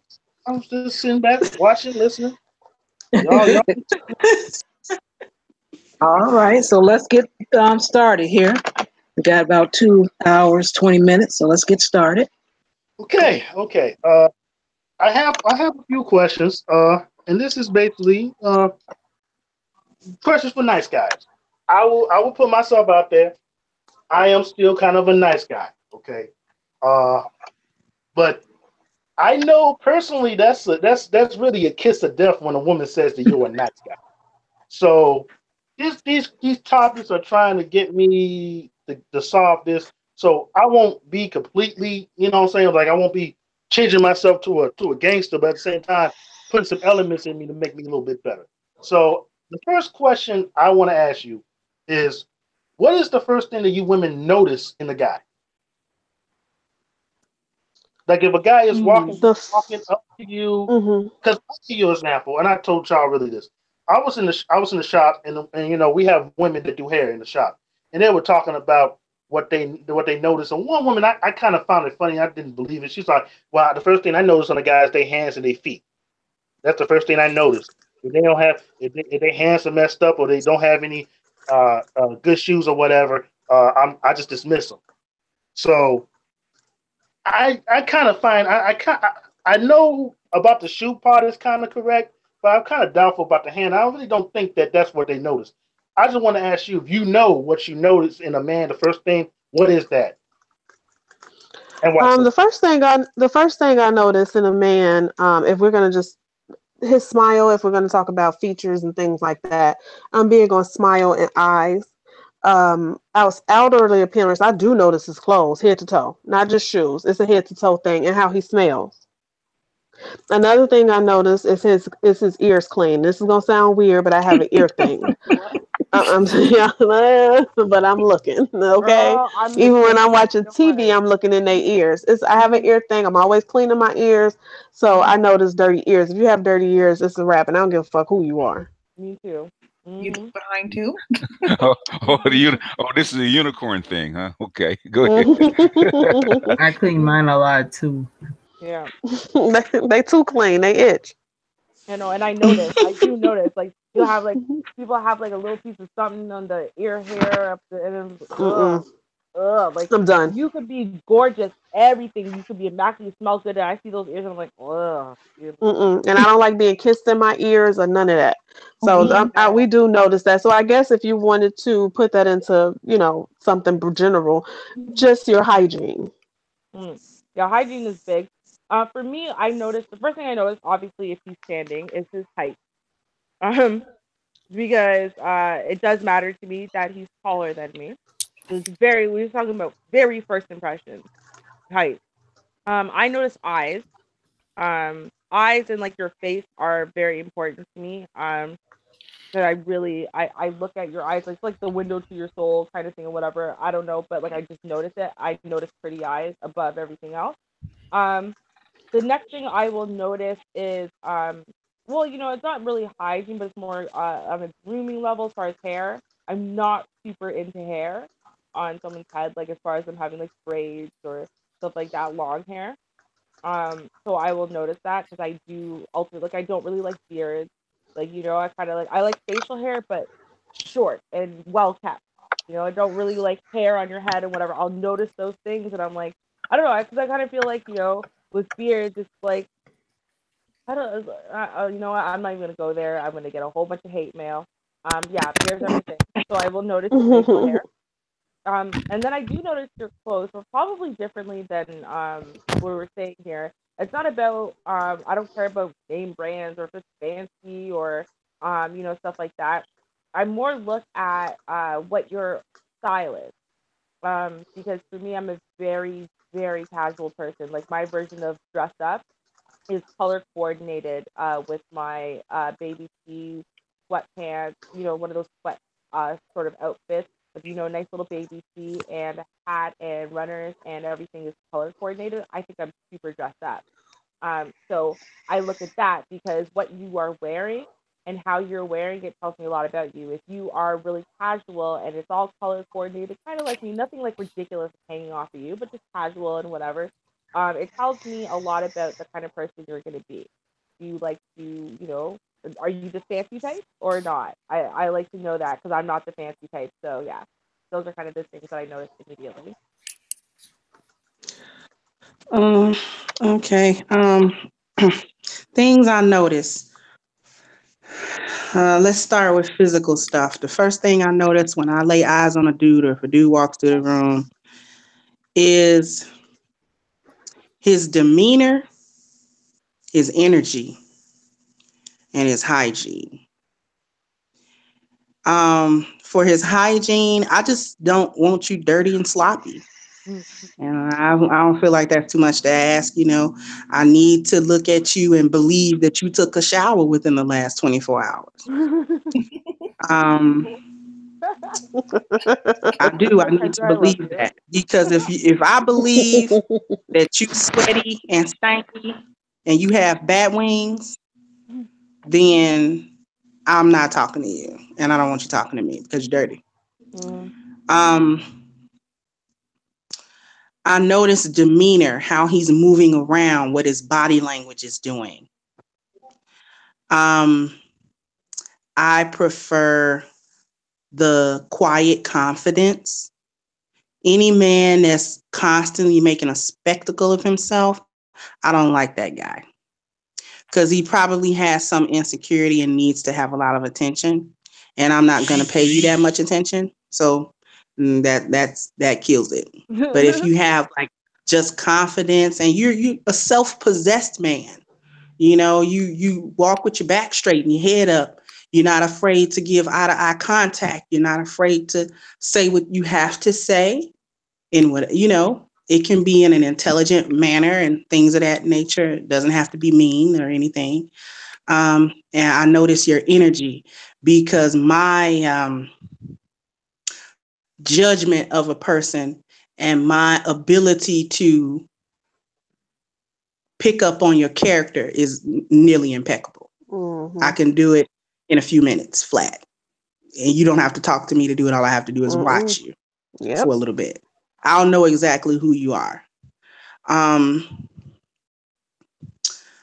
So I don't care about labels and brand names. You don't have to have a 3-piece suit. You don't have to be driving a Jaguar. You don't have to be, my value system is just different. So I'm not superficial that way. You know, I just want you clean. I want you nice looking, you know, like you can present yourself places and things of that nature. Beards. I'm big on beard. This isn't my personal. I'm big on a beard.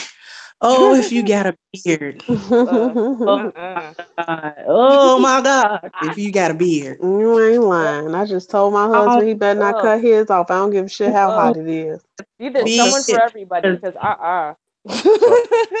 you know, I don't like no clean face like that. Just and constantly you don't have no facial hair. Leave that to me. No facial hair. I need you to have facial hair. Around here looking like a pedophile. No right, facial hair, pedo y'all. stash. You gotta have the mustache goatee and the chin straps and shit. Not I know. Come on now. This is no facial hair. I don't think anyone said no facial hair. Yeah, I gotta have some facial hair. I don't like just mustaches. That's pedo bear. Give me a full beard. Give me a full beard.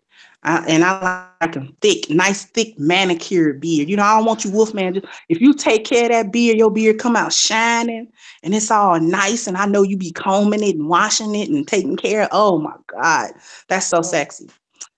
And so that's about it physically. That's what hits me first. Those things, your energy, your demeanor, and whether or not I believe you have good personal hygiene. Okay. That's it. Okay. Who's next? Is that it? The first thing I notice is the smile. Yeah, I'm a teeth person too. I had bad teeth growing up, had to wear braces, so I gotta think about teeth. And overall, I just like the guy to be neat. If he looks neat and well put together and, you know, doesn't have a bunch of stuff mismatched and, you know, sloppy looking, then I'm cool. All right. For me, the first two things is the eyes and smell. Now, if you want me to go more detail, like if he's standing up, I'll look at his clothes, his physical appearance. But for some reason, that the smell and the eyes, those two things are very important to me. What is it about the eyes that make it important to you? I can read you. I can figure you out pretty much. Yeah, communicate through your eyes. So eye contact is important to you as well. That basically what you get. Yes, because your first meeting. So if your eyes are down and you're frightened or whatever going on, I'm like, okay, no, thank you. What's going on here? Where's your Maxwell, confidence? Let me tell you something about the eyes, and you guys believe it or not, but somebody that has their stare down pack, you can make a girl's vagina get wet with the right look in your eye. Oh, preach. True. My book told me about that. So if you got to practice in front of the mirror, I don't care. He told but I'm me. Telling you, what was his exact words? He said he learned it from my. Like, yeah, you got to give him the fuck stare, like you want to fuck. Mm-hmm. You got to them like the little wicked grin with that gleam in your eye. Yeah. Mm-hmm. I need to develop that. Okay, that's good to know. That mischievous. So It's mischievous. That mischievous smile, like you're up to something. So, of the things we said, Maxwell, which of those characteristics do you feel you possess, and which ones do you think you need to work on? Oh, that's a good question. I know I have good teeth. I have a good smile. Uh, I, my eye, well, my eye contact's pretty good. What else? What else would I say? That I really need work on. My style's all right. Shit. You know what? Maybe the body language. I've been focusing on that for years, though. I've been trying to keep my chest straight, back straight, head up. Not trying to look down. Anytime I was to look, it's supposed to look straight. Even if I happen to glance, because looking at someone in their eyes intensely for like 10 minutes straight is it's kind of awkward. You do have to move to the right, to the left sometimes, but I don't try to. It's just because honestly, it's just first initial. I don't know. I mean, frankly, look wise, if I was to be honest and say I'm a 1 to 10 to 10, I'd probably judge myself at a 5. So that's probably my problem. But I'm just being honest. So, yeah. I don't know. Whatever.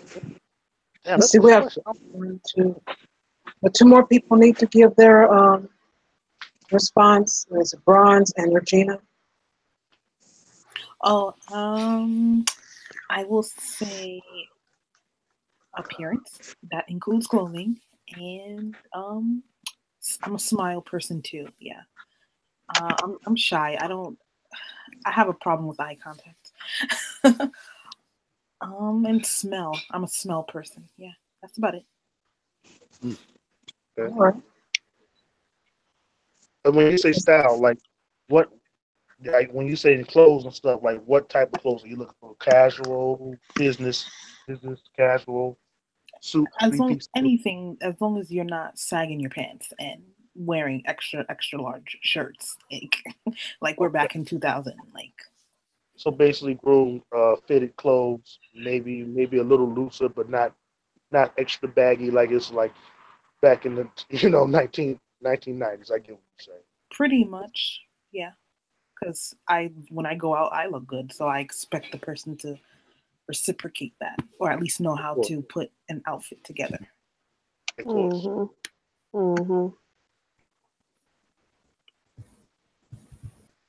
Hi, Regina. Good evening, ladies and gentlemen and ladies. Good evening. Hello, everyone. I'm doing well, thank you. Oh, wow. So thank you again for the invite to participate. And so what I noticed first about a gentleman is, of course, a smile. That smile means that that they're approachable, that either they're about to approach me or I can approach them. The second thing is conversation. I need to be able to hold a conversation. I don't care what it's about. We can be standing in line at Wendy's. And did you see that on the menu? And have you tried that? I mean, just an engaging, able to start a conversation about anything. I am a talker. So we have to be able to converse and engage in a way, in any way, anywhere that we are, regardless of the situation or the surroundings. I need to be able to connect. If there's no connection, I don't care. Line at Walmart, sitting at a baseball game, whatever. I have to be able to connect. If there's no connection, and trust me, you can tell, women, we can tell when somebody is interested, because that lets us know something. Either you were interested enough even just to begin a conversation with me and to take it further, or you just wanted to engage with me, and that's fine. At this point, at this age, I'm able to say, I can say that I had a really good conversation with a guy in line today, at Walmart. I can say that. And I was like, wow, that was really cool, and walk away and be okay and be satisfied with that. Okay. Yeah. So those are the two for me. So you're saying basically within the 5. Okay, I'm sorry. I'm sorry. Oh, I was saying I agree with Regina with the conversing. That's another big thing. Libras like to talk, so yes, y'all do. Yeah, I Well, you know what? Now that y'all mentioned about the smiling, that's the one thing. To answer what you said is a weakness. I don't smile. I know that. I don't come in and smile. Like I will smile at eventually, but it's not like I got that Chicago mug on me now, So you have male resting bitch face? But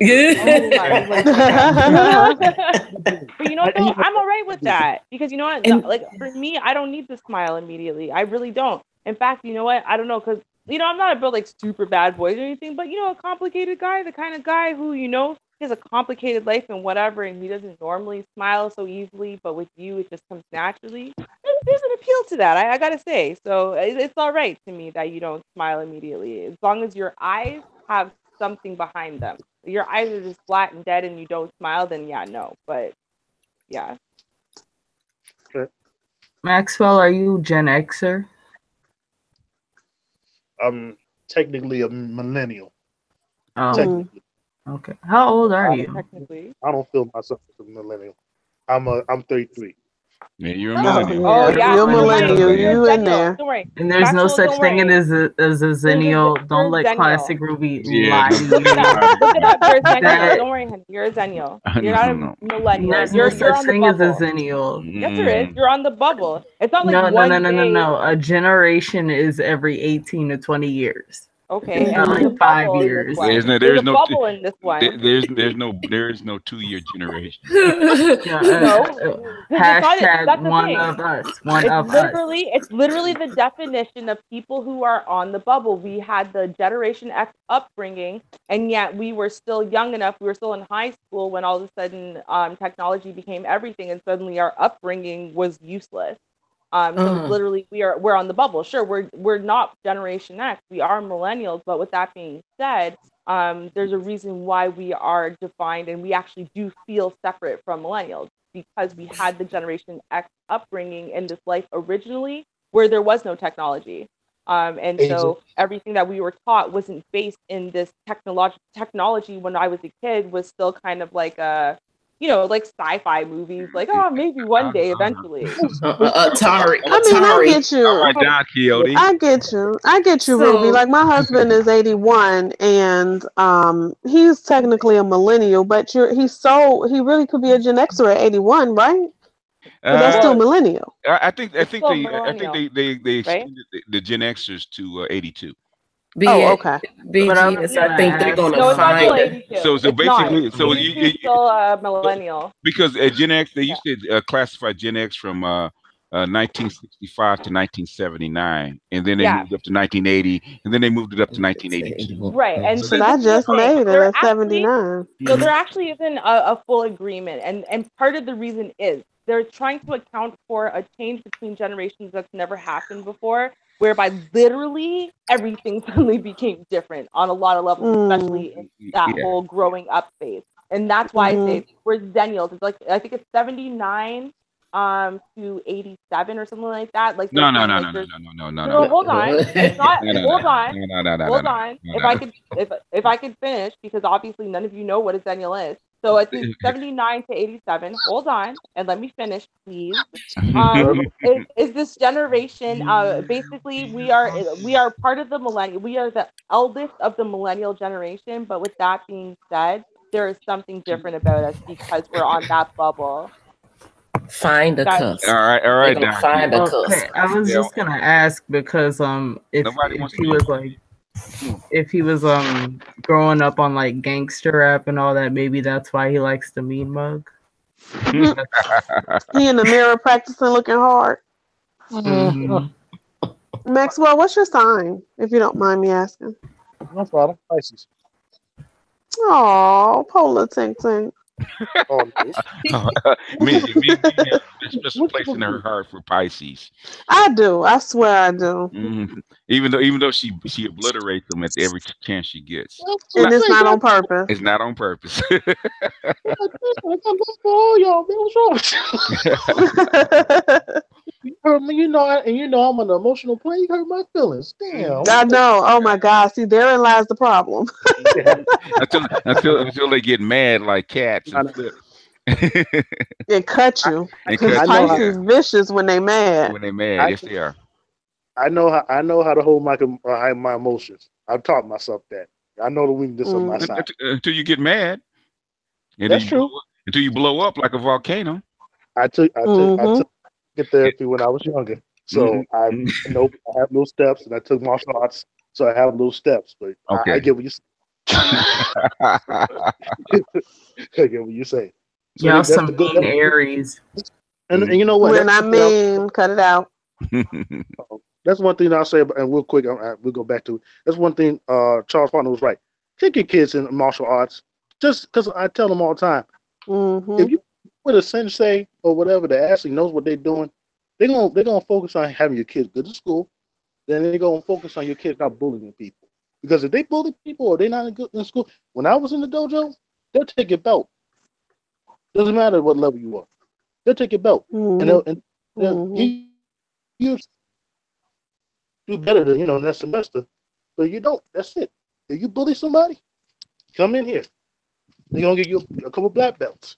Bully them. Mm-hmm. You learn. You learn. No matter the size, no matter who, they can win and you can lose. And vice versa. It can be that quick. Doesn't matter.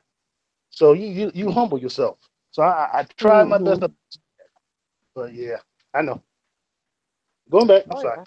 Sorry, if I could just chime in on that, I know it's totally off topic, but I know for me at least, like I had such an anger management issue that like my school, like everyone thought something terrible must be happening to me. I was just born with an anger management issue.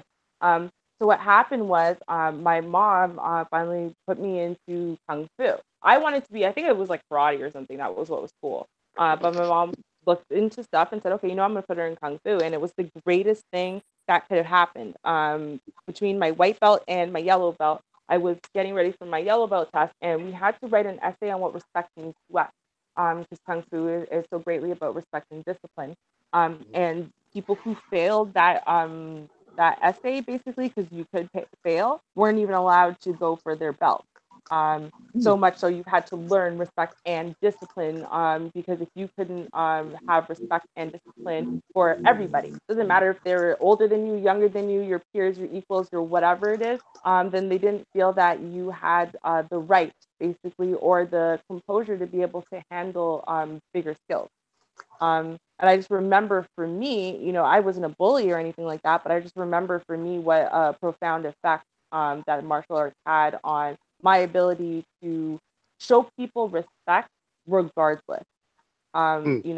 and to be able to be angry at someone without lashing out or, doing something disrespectful because, when I'm hurt, I want to hurt you back and whatever, and to not do that. And I remember anytime anyone brings up martial arts, like I know it's normally when we're talking about our boys, and I know everyone says I may be an anomaly, I don't know, but for me, there was such a profound effect that, like, I still sit there and I think about Kung Fu and I think about just the fact that when I'm really upset, especially, and I'm speaking to someone I need to show respect to, I put my hands behind my back. And I remember Mm-hmm. it's something from Kung Fu. You may dig your nails into your wrist, but you keep your hands behind your back. And it just reminds you to keep that composure and to always show that respect. So, I don't know, just a little bit of a I, tangent, but no problem. I did a little karate, went all the way up to blue belt, but then I stopped. I did about 3 years. I'm not mhm. no whatever, but the point is, I practiced and I did I did pretty good. I got second Mhm. place in a couple tournaments, but not. I never got first. It's definitely important. My boys compete. They're in jujitsu, and they compete actually in June. They're Nice. 4 and 5. Yeah, they asked them to compete because they're really good at it. We go 2 to 3 times a week to jujitsu, and I really appreciate it because even when my son is doing things at school, and I take them there to the dojo and talk to the coaches and stuff. They talk to them, and they every month it's a word or not homework, but a little homework. So it might be this word. Last month's was like self reliance. It might be trust or loyalty or whatever it is, and then they teach them too. And I really do appreciate it. I think it's very important. Right now they're orange belts, and as the little kids, it has the orange in the middle of the white belt.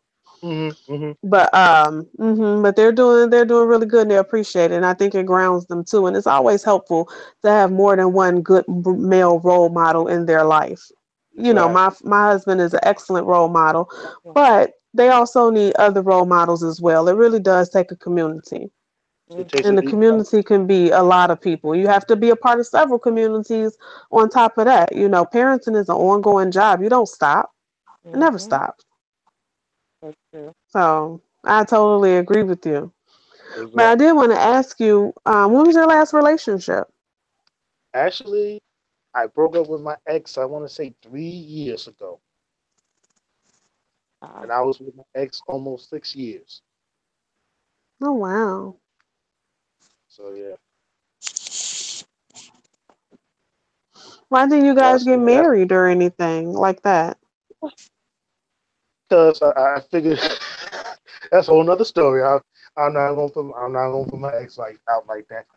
All I can say is, I think she got jilted by other people, and she thought I was the same way, and I totally wasn't. And you know how that shit goes. You assuming, you making stuff up as it goes. So it is what it is. I'll be honest. I love I love her. I'll be real. I love her. But it is what it is. It just didn't work out. Didn't work out, yeah. Yeah. All right, Maxwell, what you got next for us? Okay. I asked her how about my list, but I don't remember it. All right. I know people say that they do like nice guys, they like gentlemen, and like kind guys. But honestly, from what I've seen and what I've talked with and experienced, I don't think that's the case. It seems like they really like guys that dog them out. Like they like assholes, what they call assholes. Like I had a conversation actually with, again, I can't say the Cloud Code name, but with a Cloud Club member that I used to be in, and she had her prospect, and she had I guess a boyfriend, actually a member or a prospect in the club. I haven't been in there for like 2 years, but she was talking and he wasn't around. So at first it was like, oh yeah, and then all of a sudden, I think my sister, not my actual sister, but my car club sister said something to her, and it got her off. She was like, yeah, man, he just be fucking around, cheating on me. He cheating on me with my best friend. I'm like, oh, what the fuck? Okay. I'm like, okay, well, okay, that's cool. And then I'm registering because she keep talking, and you know how that goes when you let women keep talking and you don't interrupt them and you just let them keep going and going. They just start spilling beans. It's just like, wait a minute, okay, yeah, you have 2 kids with him, and he was doing this before you had. And then That's funny. And then you actually talking about you want to marry him, but then you talking about what the fuck? You should. Well, you don't get that one, huh? You don't get why that is, huh? And Maxwell. Yeah, go ahead. Can I ask how old she was? You know what? That was like the second time I've seen her, so I didn't want to ask. You know how that is with women. Okay. How old would you guess? If I was to guess, she looked like she was like mid-20s, maybe late but that'd be early late if I was to guess. Okay. I would say that like a lot of girls around my age, because if she's mid-20s, that means she's like maybe a couple of years older than me. Like a lot of them, they just like the drama of it all. I think because we grew up in like a very social media driven I guess society. Everything has to be put on Facebook and all that. Like BGS started the show talking about the girl in Shreveport that actually happened in the same state as me, where she was a side piece, and the dude came over and was like, "What are you doing? Why are you telling everybody that we're dealing with each other?" And had her on Facebook Live, apologizing, and then he shot her. They just like the drama of it all, Then there's like, the reality TV shows that have been on for like the past 10, 20 years. They like to copy Love and Hip Hop and Real Housewives and all that. I think that's what is. That's part of it. But the thing is, if okay, this is what I know, because I've done this shit myself. It's what I know. If a dude, if she's constantly complaining about a dude, especially if she's had a couple babies by him and whatnot, she's still messing with him because she's sexually addicted to the dude. And that's the part they don't mention. Because Yana Van Zandt had that guy that had 6 different women, had 30 kids by the same one. Seven. It was seven. It was 7. Yes. And they talk about everything else except for sex. Okay.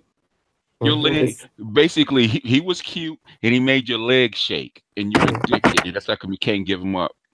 That's how your friends fighting over about all the time. And, yeah, it ain't anybody. Well, the imprint is part of it. One thing is, but you don't have to be imprinted by a guy to get sexually addicted.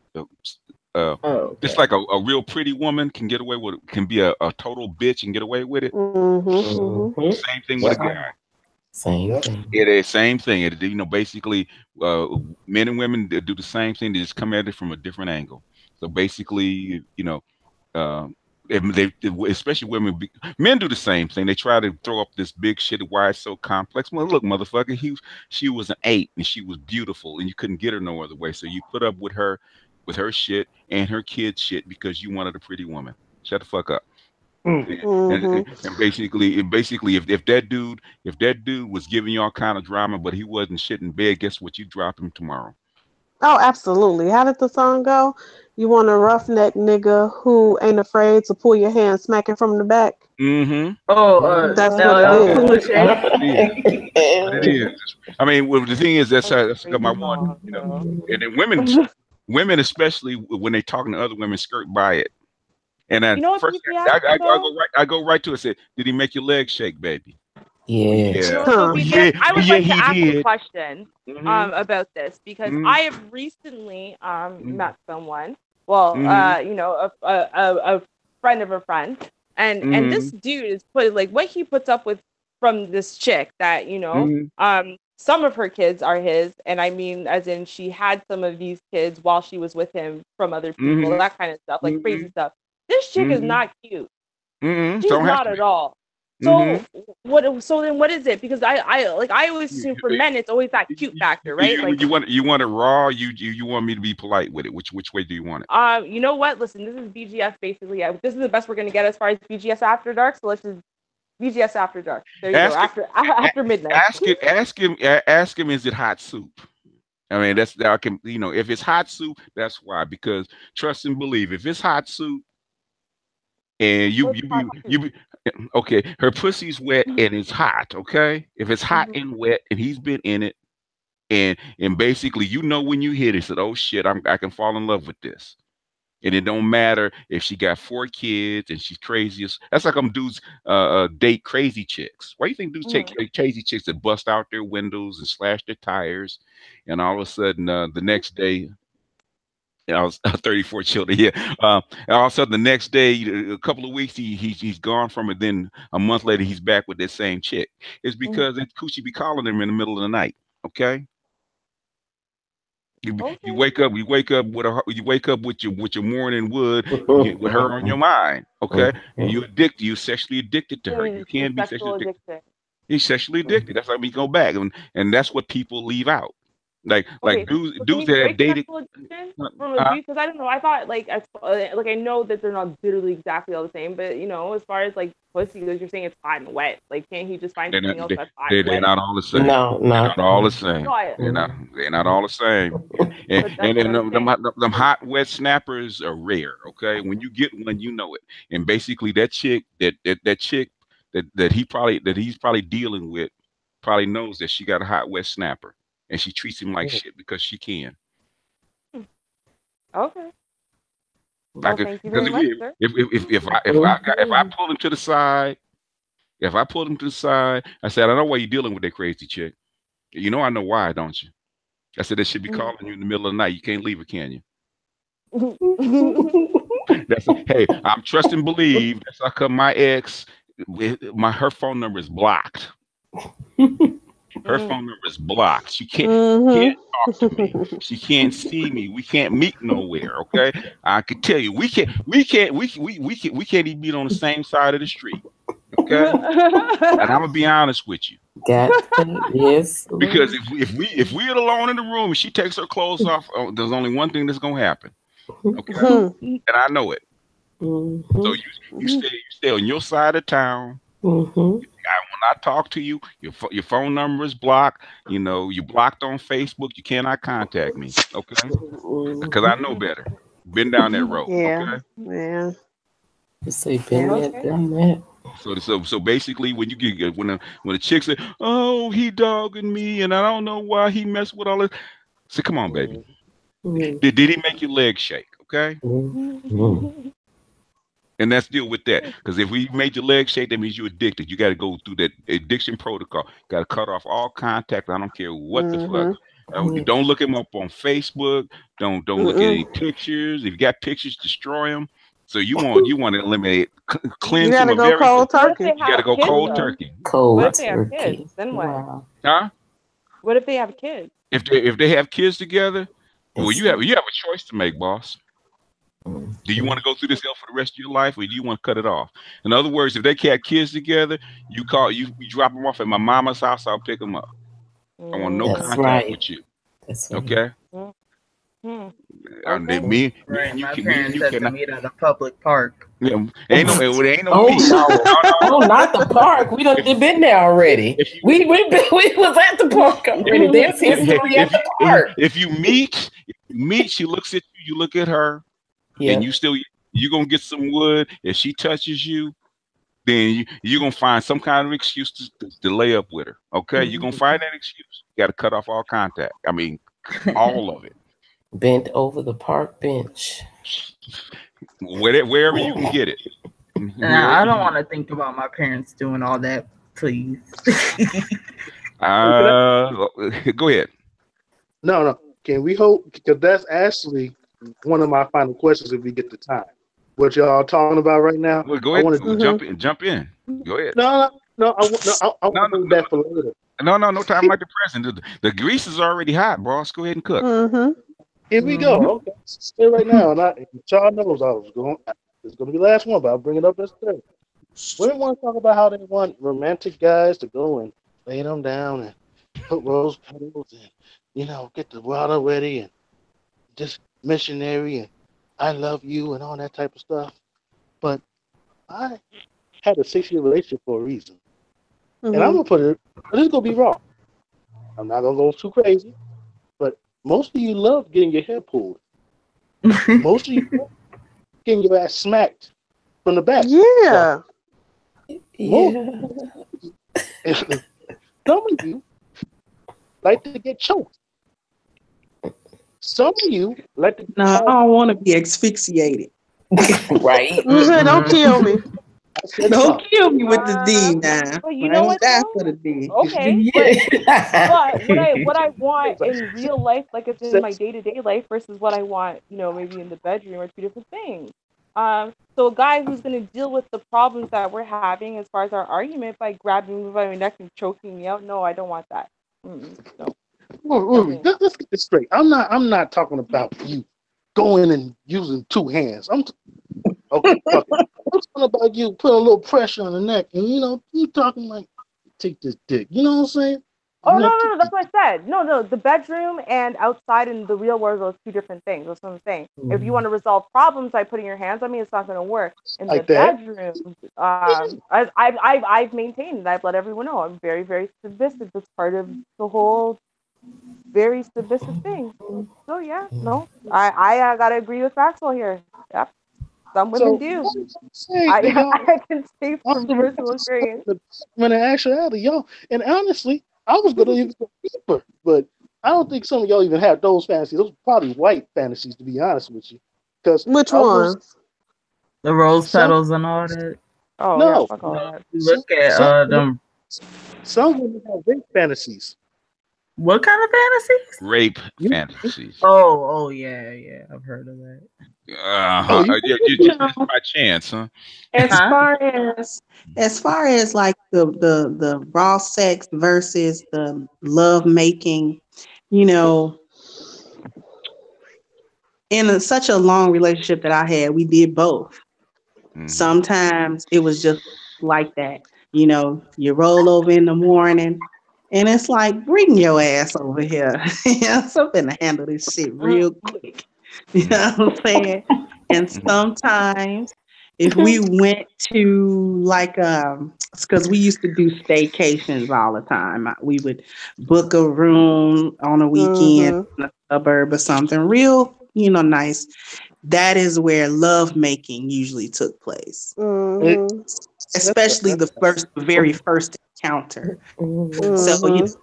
get the food and the this and the that and be cute and blah, blah, blah. But, you know, just every time we have sex, there's got to be a Tyler Perry scene going on.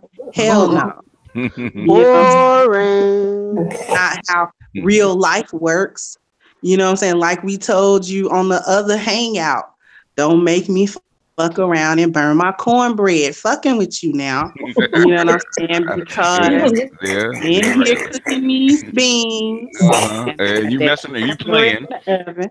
And you Yeah, and playing? you come in here playing with me. Hmm. You know you finna get played with back too. You know what I'm saying? So, Hmm. that's pretty much how that happens. And it doesn't always have to be this rough, you know, these things are put in our movies and things like that and put in our heads like this is how sex is. Nobody wants that super romantic sappy stuff that's in rom-coms all the time, and your sex isn't gonna be the rawest porn you can get all the time. You know what I'm All the saying? time. Yeah. The somewhere in the middle where real sex happens between Hmm. people. You know what I'm saying? Okay, and throw some Happy kids medium. in there. Yeah. Right. So, sometimes there's a love making, and I want to hold you, and I want to kiss you, and I just want to be in your essence, the full experience. And it's, oh my God, it's an experience. And sometimes it's like, why you step out the shower looking like that boy? You know what I'm saying? I don't know. I've just Don't you know never you about to go back in that shower, boy? I don't know. Like honestly, like I know women say the love making and blah blah all that. Like I've never understood that. Like I've never understood why that like is super meaningful to people. Like I honestly think though I might have a slightly warped sense of what like sex and sexuality are. But with that being said, like that's never been for me at least. It's never been my thing. Like you could have like not so quite like I mean my regular sex is probably what average person might be. They're going a little bit all out. Whereas in my, oh yeah, you're gonna get it kind of stuff like that. I think it goes a little bit more adventurous than average.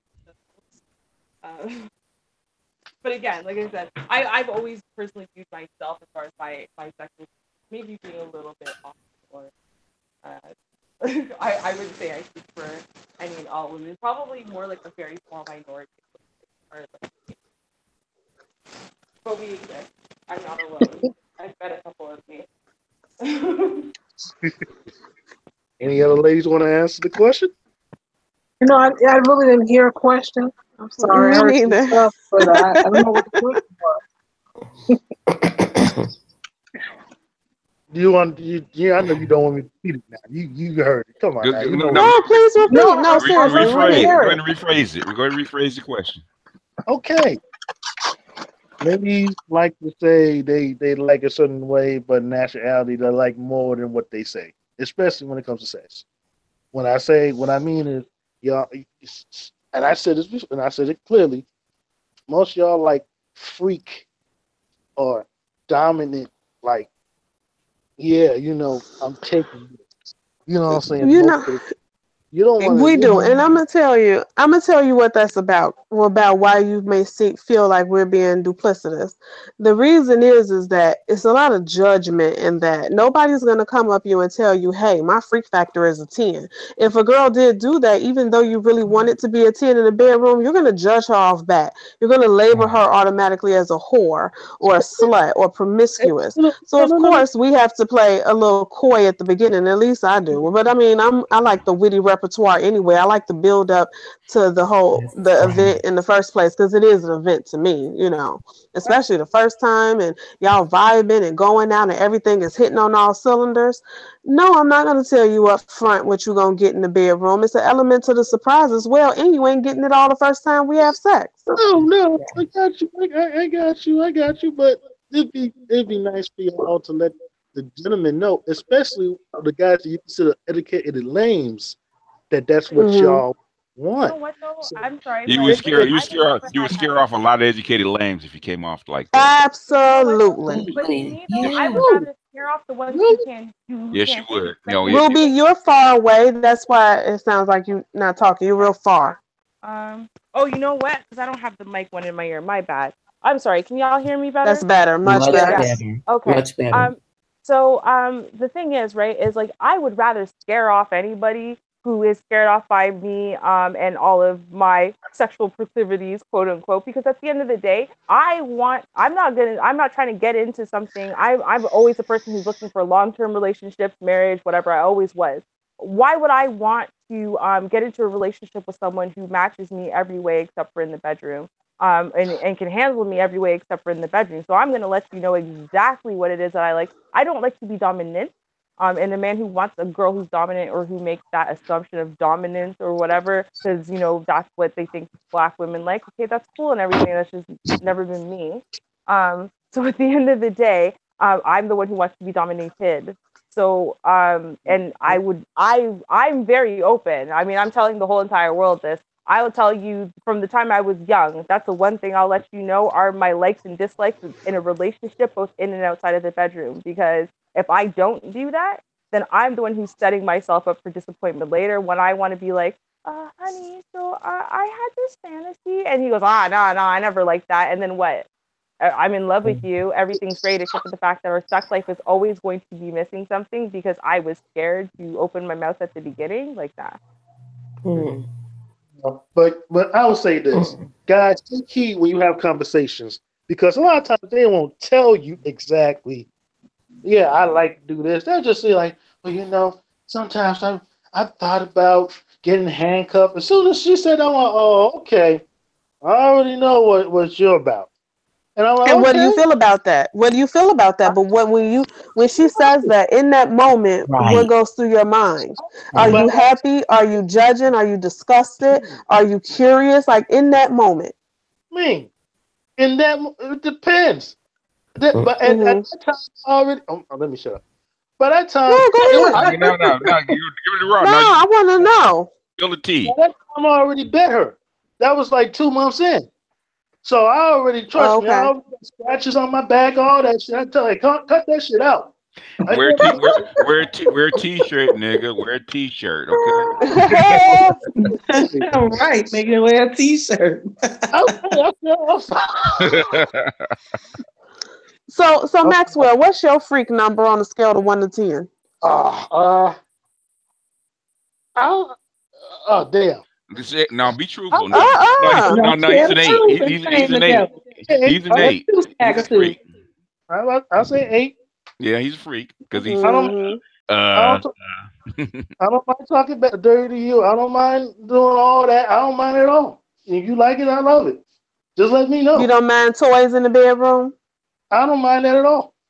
Mm-hmm. Now that was a disbelief.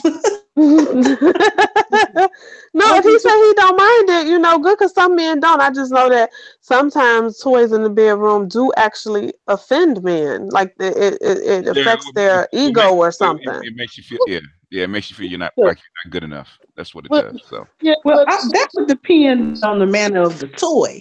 I could see a man kind of feeling some type of way if you got a bunch of dildos in there while he in there, but a cock ring shouldn't be a problem, and a vibrator, perhaps. Vibrator, yeah. I don't mind a vibrator. You have a. I'm sorry, I shouldn't be doing this. I would like to make you a already comment on Actually, you this. should be doing it. Yeah, you already started it. Go ahead. Go in. Well, I'm just saying. I'm being honest. I'm being real. Yeah, I mean, yeah. I don't mind y'all doing all that. Now, just let me get this. Let me situate this right. This is part of the game. Now, if you tell me the first time, oh yeah, I'm like, okay, but then I'm gonna question you certain ways, and you won't know I'm questioning you. You know what I'm saying? I'll do it a certain way, and I'll lead you to a certain situation where you would have to admit to me. And this is what I was telling you about women with high body count. I don't judge you with high body count, but it's how you got the high body count is how I judge you. It's a difference. Now, you got a high body count, and you're like in your teens because you might have. Oh, let's keep it real. I'm gonna keep it real. High school, maybe you were not doing too much or whatever. Maybe later in high school, you start doing little things. 3-4 bodies. I'll give you that. Then you go to college, you might have your little freak. You might have 6, 7. You know what I'm saying? And that's per year in college. That's 11. I understand that. I was on a show with a female host, right? And then this came up. The question came up. You're gonna have your whole face. I'm gonna be real. I always told the lady. I told this to the ladies, and they agreed. I don't care if you had 2. If you had 2 or 400, your number is 4. Okay. If you ask what your number is. You only tell them about 4 relationships. Okay. You get past that, you asking for trouble. The number is always 4. Remember that. Yeah. But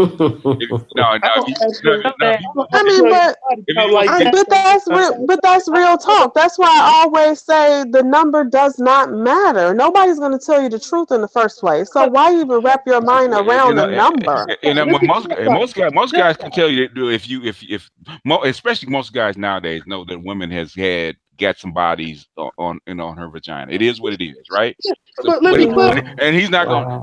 And if he wants to really go deep into it and wants to know every guy you've been in a relationship with, he's opening himself up to that. But the thing other than that, tell him only actually go through about 4 relationships, and he knows there's more. He knows there's more, but he don't want to hear about more than that. 4. So go past 4. You know what? I know that to be true because, first of all, you can call me a square. I'm proud of my little low ass body count. But as low as it was, we're gonna check the cat facts on that. I don't know how true that is, Lady Kendra. No, I got a low body count. Trust me. Okay, at my age, you would think you got a lot of experience with a lot of different guys, but no, I was pretty reserved. I'm an introvert for one.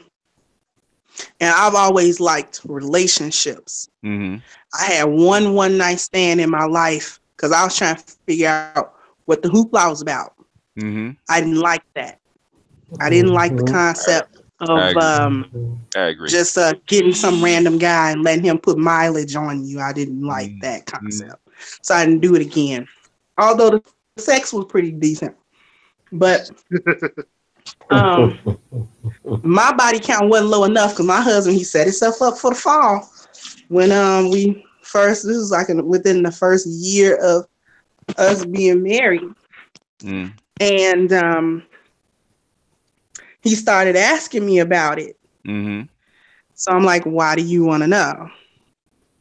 He's like, cuz I just want to know. I said, well, I don't think I should tell you because I'm with you. I'm not with nobody else. So it doesn't matter what I did. I'm not a virgin. You knew that. So he kept pressing the issue because he felt like me not wanting to tell him meant that it was high and I was hiding it. So when I told him the truth, he looked at me. He said, "Are you sure?" I said, yeah, why would I? You that asked me, so I don't like lying. You asked me that question, I'm gonna tell you the answer. Exactly. And he snarled his nose up. He was like, I don't want to think about them other guys being with you. I said, well, what the hell you asked me for? I said, I didn't ask you about how many chicks you was with because I don't care. You know I don't what? care And about I don't ask that. I don't. Let me. And I'm clarifying this because guys do ask that. I don't ask that, especially on the first date. You don't do shit like that. Oh, hell You no. trying to get to know somebody. The first 2, 3, 4. You know, by the third date, you should have been whatever. But I digress. Mhm. But whatever, you keep on courting and talking, even if it doesn't happen third date, you keep courting and talking. It's bound to happen. You talk about stuff like that, but it's not gonna be like I'm not gonna be like, hey, yeah. By the way, how many dicks have you been in? You know, how many dicks that hit you? You know, I just want to know how many dicks have you sucked as well. I'm gonna ask you the question like the guy in Clerks. You ever see that movie? I saw bits of it. Yeah. This guy asked this girl that he was with. He's like, yeah, how many guys you been with? She's like, actually, I only been with. She said like a low ass number. He's like, oh, okay, that's cool. He's like, you're about 20. He's like, yeah. She's like, so you haven't done anything else? She's like, well, I did experiment. He's like, what do you mean? Well, I've done, I had, I did oral sex. He's like, okay, well, how many did you suck? Wow. And she was like, well, honestly, like, yeah, I sucked 32 dicks. He was like, 32 dicks? What the fuck? She's like, wait a minute now. Let me calm down. Are you including my dick as well? And she's like, no. So you and he walked off. And he told me, and like later on in the movie, like the scene on come on, his boy was with him. You know what I'm saying? And he was like, and he because they co-workers. So he's like, he told her, he's like, hey, he told me what happened, and I explained to her, and I explained to him what really went on. He was like, I told him most of the guys you did that with was when you were in college, and you went through a whole friend. You still not that raw. So but that was the whole thing. It was he really went in on her for telling him really how many, and what she was doing. But I was like, why would you even ask like that? Is it clean? Is it healthy? And does it fit? That's all that matters. Exactly. That's it. That's all that matters. What difference does it make? And are you the one thing that you do have to find out is who her imprint is, and are you close to it? That's what you do have to find out, because if you don't, then you gonna have problems. That's what I do say. I watched that series. I didn't complete it. I'm not gonna lie, but it's really good.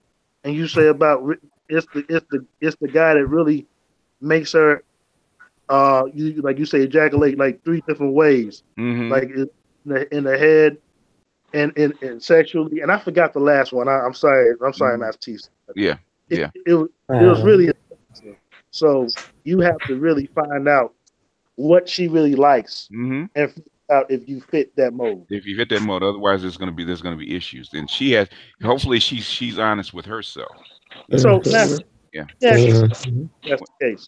Then if that's the case, then why are these 10% guys mad about Big Booty Keacher and all that type of stuff when it's apparent that they already found their imprint? And wouldn't you think to find someone else that actually fits yours?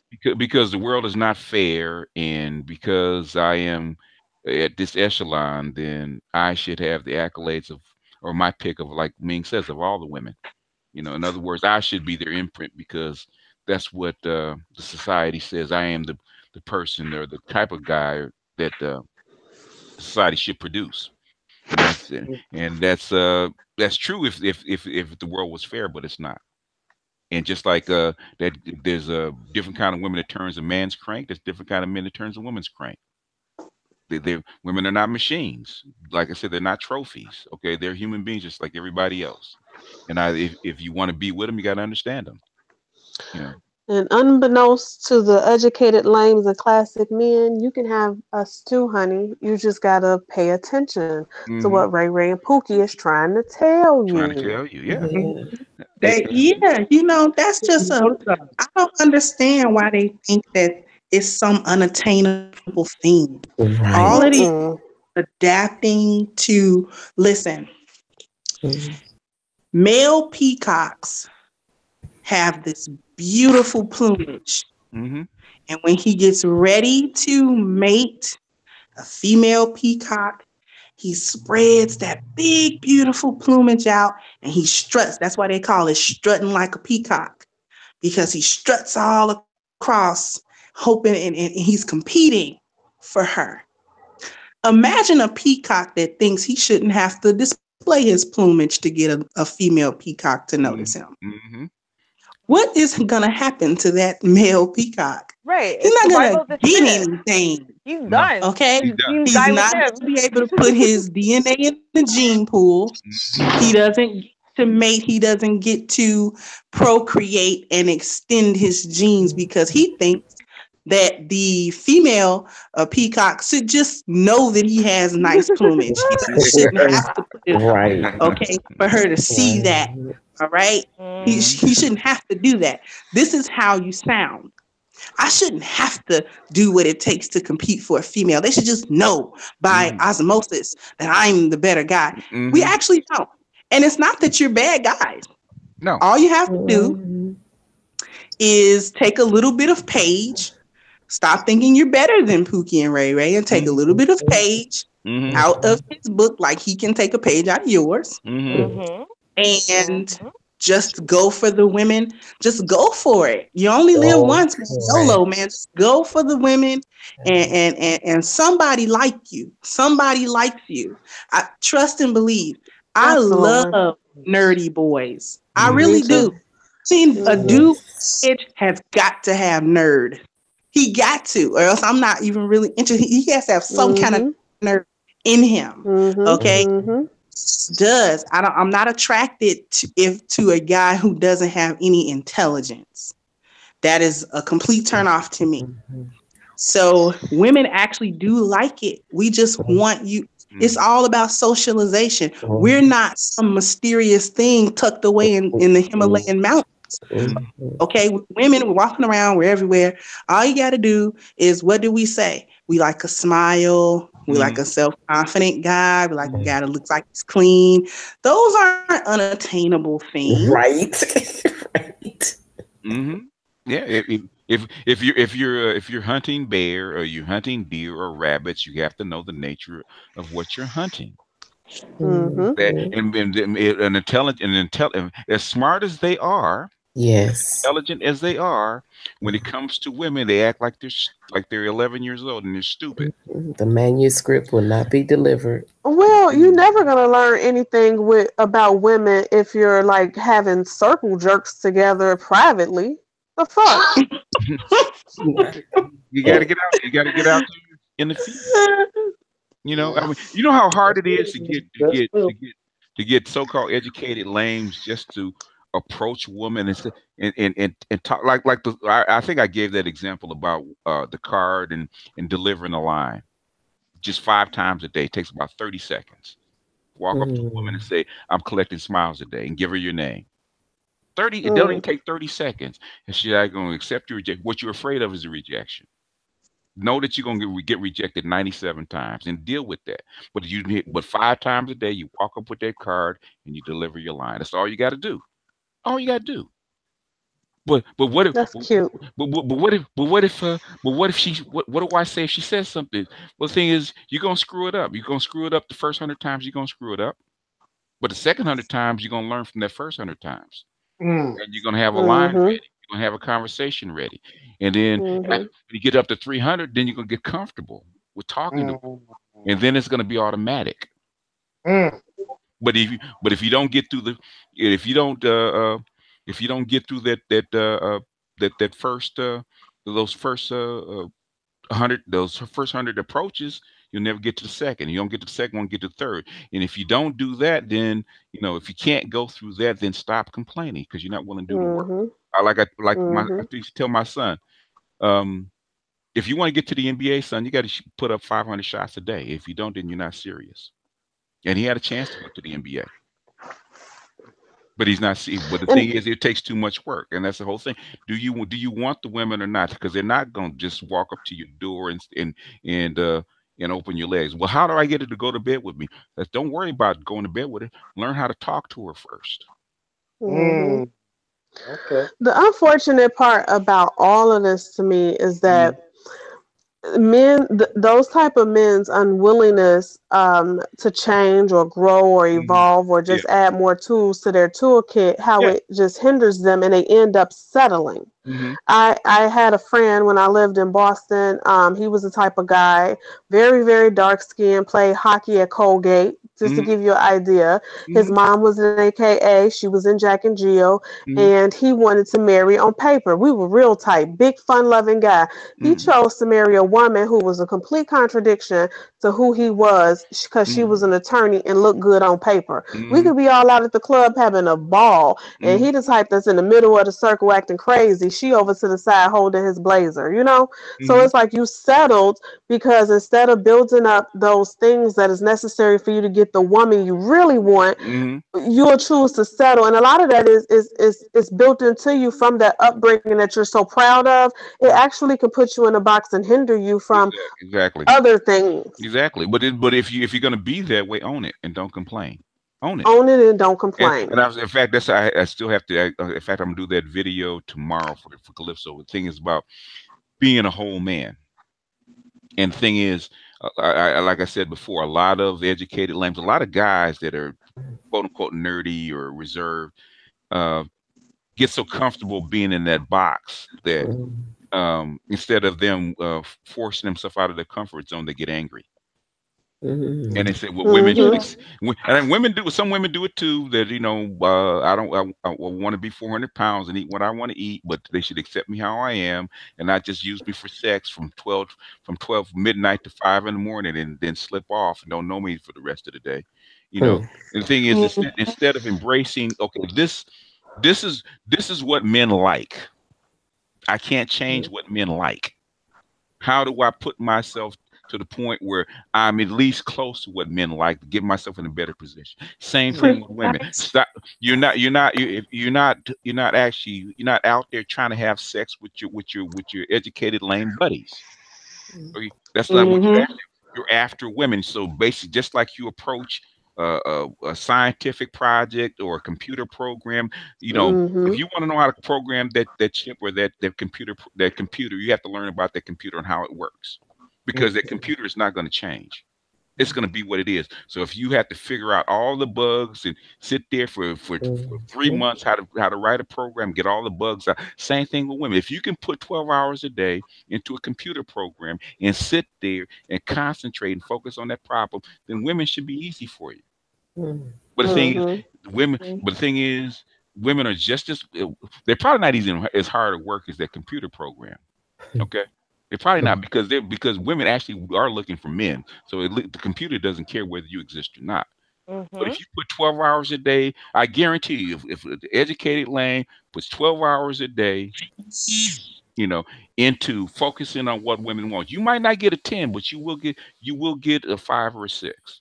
You will get a bunch of them. Go ahead. At least you'll get happiness. What you were talking about is that I experienced it. I lived through it. You look around and you say, well, what do men like? Yes. And do I possess any of that? Well, internally, I possessed much of it. The stuff that they wanted the woman to act like. I could do that. But what did they want her to look like? And it was like, okay, well, how can I improve? Yeah, I was a tomboy, and that was my comfort zone to wear big baggy clothes and all of that kind of stuff. But men aren't necessarily attracted to that. Now, does that mean that I have to not be who I was? No. That I have to then dress like a slut every day? I found a comfortable medium where I could wear clothes that were more feminine, that accented my body a little better, you know, and I started doing my hair differently until I cut it all off. And things of that nature, you know, I wasn't real big on makeup, but you know, it doesn't hurt to put your earrings on and put a little tinted lip gloss on sometimes. It doesn't hurt to do these things. And you get a little bit more noticed when I did those things. You know what I'm saying? Even now, even though I'm not in a position to try to be in a relationship, even if I was, I wouldn't even talk to a dude because I'm not in top form yet. I can see I got to get back to form. I got to get back to to form now. So that's another thing, like getting to form. I don't expect guys to view me a certain way. What? I'm sorry. No, I said I gotta wash the dishes. I gotta get You're funny. You know, I gotta get back to form because I don't even expect a guy to look at me and be attracted without me getting to my top. You know what I'm saying? Don't worry, Brother Xavier gonna have you a whole line of men waiting. The way he do our PSAs, I don't know what he's doing. He's really setting me up. Hey, Kendra, give me about 6 months to a year. I'm about to hit the gym. Okay, give your boy a second. Okay. This became the dating game. Okay. There's two books that I recommend if you want to get in for especially guys that are not really gym guys, not really weightlifting guys. They're old books, and you probably have to find them on Amazon, something like that. It's called what is it? Bodybuilding in 10 weeks. I think it's Bodybuilding in 10 Weeks. We have to look it up. And the other one is Power of 10. And so you combine those two because one was designed for older white women that didn't want to stretch their ligaments. So basically, when they say Power of 10, there's a certain way that you lift the weights, and then if you combine that with a bodybuilding in 10 weeks, where they actually go through the routine and tell you what kind of weights to lift and the sets to actually do, you combine those two, within 6 months, you will have a good body. And basically, you're only spending at best 3 hours a week in the gym, and you will have a different body. Yeah.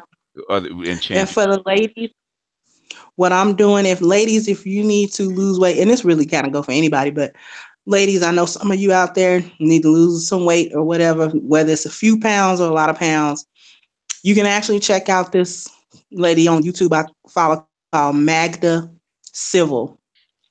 She does HIIT. She does a lot of different exercises. She's in the gym and stuff, but she also does like no equipment needed type exercises, which is what I usually do. HIIT is a really good way. Tabata is a really good way. Tabata, yeah. Exercise only takes about 10 to 20 minutes of a day. Very intense, but very effective. And, you know, if you're eating bad, you know you're eating bad. Just, you have to have willpower. There's really no way around that one. You just have to have some discipline on what you're eating and things of that nature, and how much you're eating, like portion control. And I'm not gonna turn this into a weight loss seminar, but it's actually helping because I already see an improvement. So you should do it. It's worth it. If you're not quite pleased with what you see in the mirror, you think you can lose a few pounds, just do it. Don't accept that. Just because men are still hollering at you, that's them. Don't accept that though. If you know you can be a better version of you, just do it. Yeah. Julian's got a super chat statement real quick.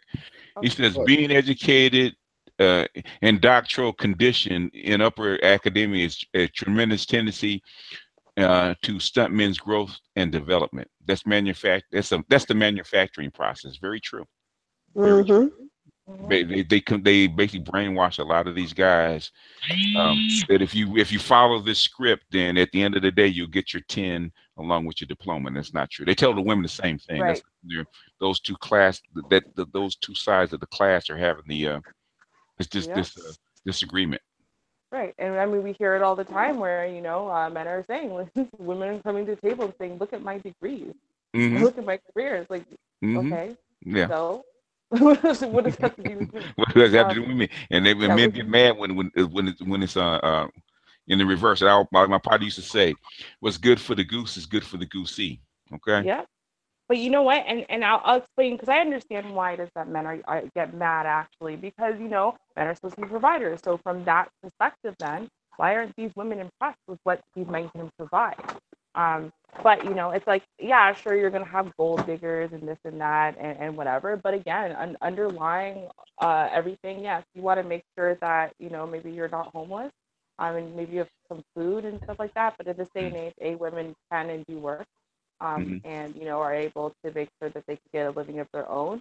And what they're looking for, I mean, as sad as it is, we're not looking for stability and security and whatever above all else. Sorry, we're not. We're looking for there's options out there. Well, We're looking to be satisfied. how come Pookie can do it without all of that? Well, and that's the point, right? And Because at that's the what end they of the day, get we're mad looking to about. be Yeah. satisfied. We're looking to be emotionally or mentally or physically or sexually or all of the above satisfied. If you can't give us that satisfaction, whatever hole we're missing, whatever thing that is our priority that we're looking for, if you can't give that to us, I don't care how much else you can provide, because honestly, we live in a day and an age where we can provide for ourselves. Yeah. So we're not reliant on you not to die. So, the fact that you could give me, and the thing is, and I got to keep going back to this, but first of all, if you condescend with your little degree and how much you make, that makes me feel almost like, sure, you could provide, but what will you provide? And then if we were living back in the day, a lot of the educated lambs would not make it. Okay. No.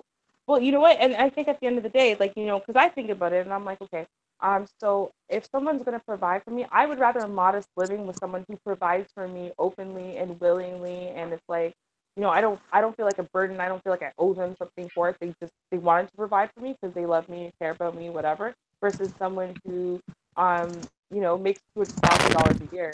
And sure, they give me a nice house. Sure, they give me a nice whatever, but I always feel like I owe them something. They always make sure to remind me of how much better my life is because of them, et cetera, et cetera.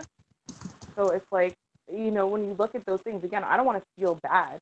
I don't want to feel less than you because you've made this money or you've this or you've that. And, they've got to really get over that condescending portion of, well, I got a degree because I'm so special and edit.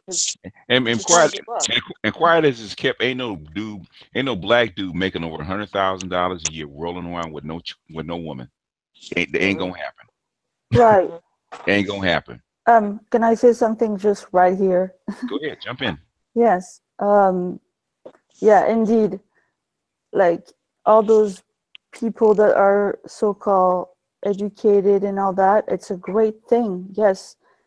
They know more, they read long time, they have their grades. But then when it comes down to sharing something, it become like me, and I never understood this since day one. Like when I was little, same thing going on in Morocco. People are the same story. The Puki and the Rayrays in my place was the people of the land, or surviving around, looking at all those clowns around doing their thing. And so I was like really disappointed of this, and it continues everywhere. So that's why I prefer people are more real to each other. I mean, more authentic, just not pretending so much. I mean, I understand that some people have a higher rank and they should have a little more because they work harder and stuff like that. But why they always so like, oh, me, and why I should do something for you? And it's this same whole attitude all the time. So it's the same thing. All the people of the souks, the people who works, who builds, or do all the work, they're always being treated like this. And I don't understand why all the time is the same story. No, it was society's conditioning. That's the biggest problem. Right. And that's the problem that's the reason I have a lot of guys coming to my channel. That's the reason there's a lot of guys in MGTOW and Itmore, is because of what society tried to recondition men and women into something that they really aren't. And and that's like Well, if you're intelligent, share something, build something, do your thing, get your Mercedes. Okay, you have a nicer car than me, understand, whatever. But have something, some consideration besides bitching like a big bitch. Whoa, Gigi. You know? Wow. Gigi, I'm clutching my pearls right now. Lady Ming is rubbing off on Gigi. Oh my God, stop it. I'm done with those people, man. Just like bring something or shut up your mouth and go away. I know that's right, girl. We can swim and we can walk without you. I know that's right. Oh my goodness! All right. Oh my God. Was there anything else on the agenda? No, I was Maxwell. just. I was going to ask Maxwell. Was there anything else on the agenda? No, go ahead. Finish what you're saying, Gigi. No, I was just saying it's enough. Like everyone who brings critics because they're a little bit more educated, great. But just bring something in the table. Otherwise, just don't talk. And yeah, bring something or shut your mouth. Okay. All right now. All right. Maxwell, we have less than an hour. I think you have 2 more things, but you only get a chance to pick one from there. Maxwell, you unmute yourself, Maxwell. You're muted. I'm sorry. You said what now? I couldn't. You kind of burst. She said you got 2 more things, and we have about an hour left. So she said pick one. Pick one of those last 2. Oh, you said you just pick one? Yeah, pick one. Pick one. And she said you got 2 things left. She said pick one of those. Oh, okay. Oh, shoot. I see which one I want to pick out the 2. Fuck it. If you are looking for a serious relationship, what places would you recommend you will look? Is that for a man or a woman? For a woman? For a man looking for a woman. Oh, okay. All right. no. Go ahead. Go ahead, Charlie. Go ahead. I'm sorry. Go ahead, Charlie. I'm gonna keep it. Okay, let me phrase it properly so you can understand where I'm coming from. We understand. For women, you are high quality women. Thank you.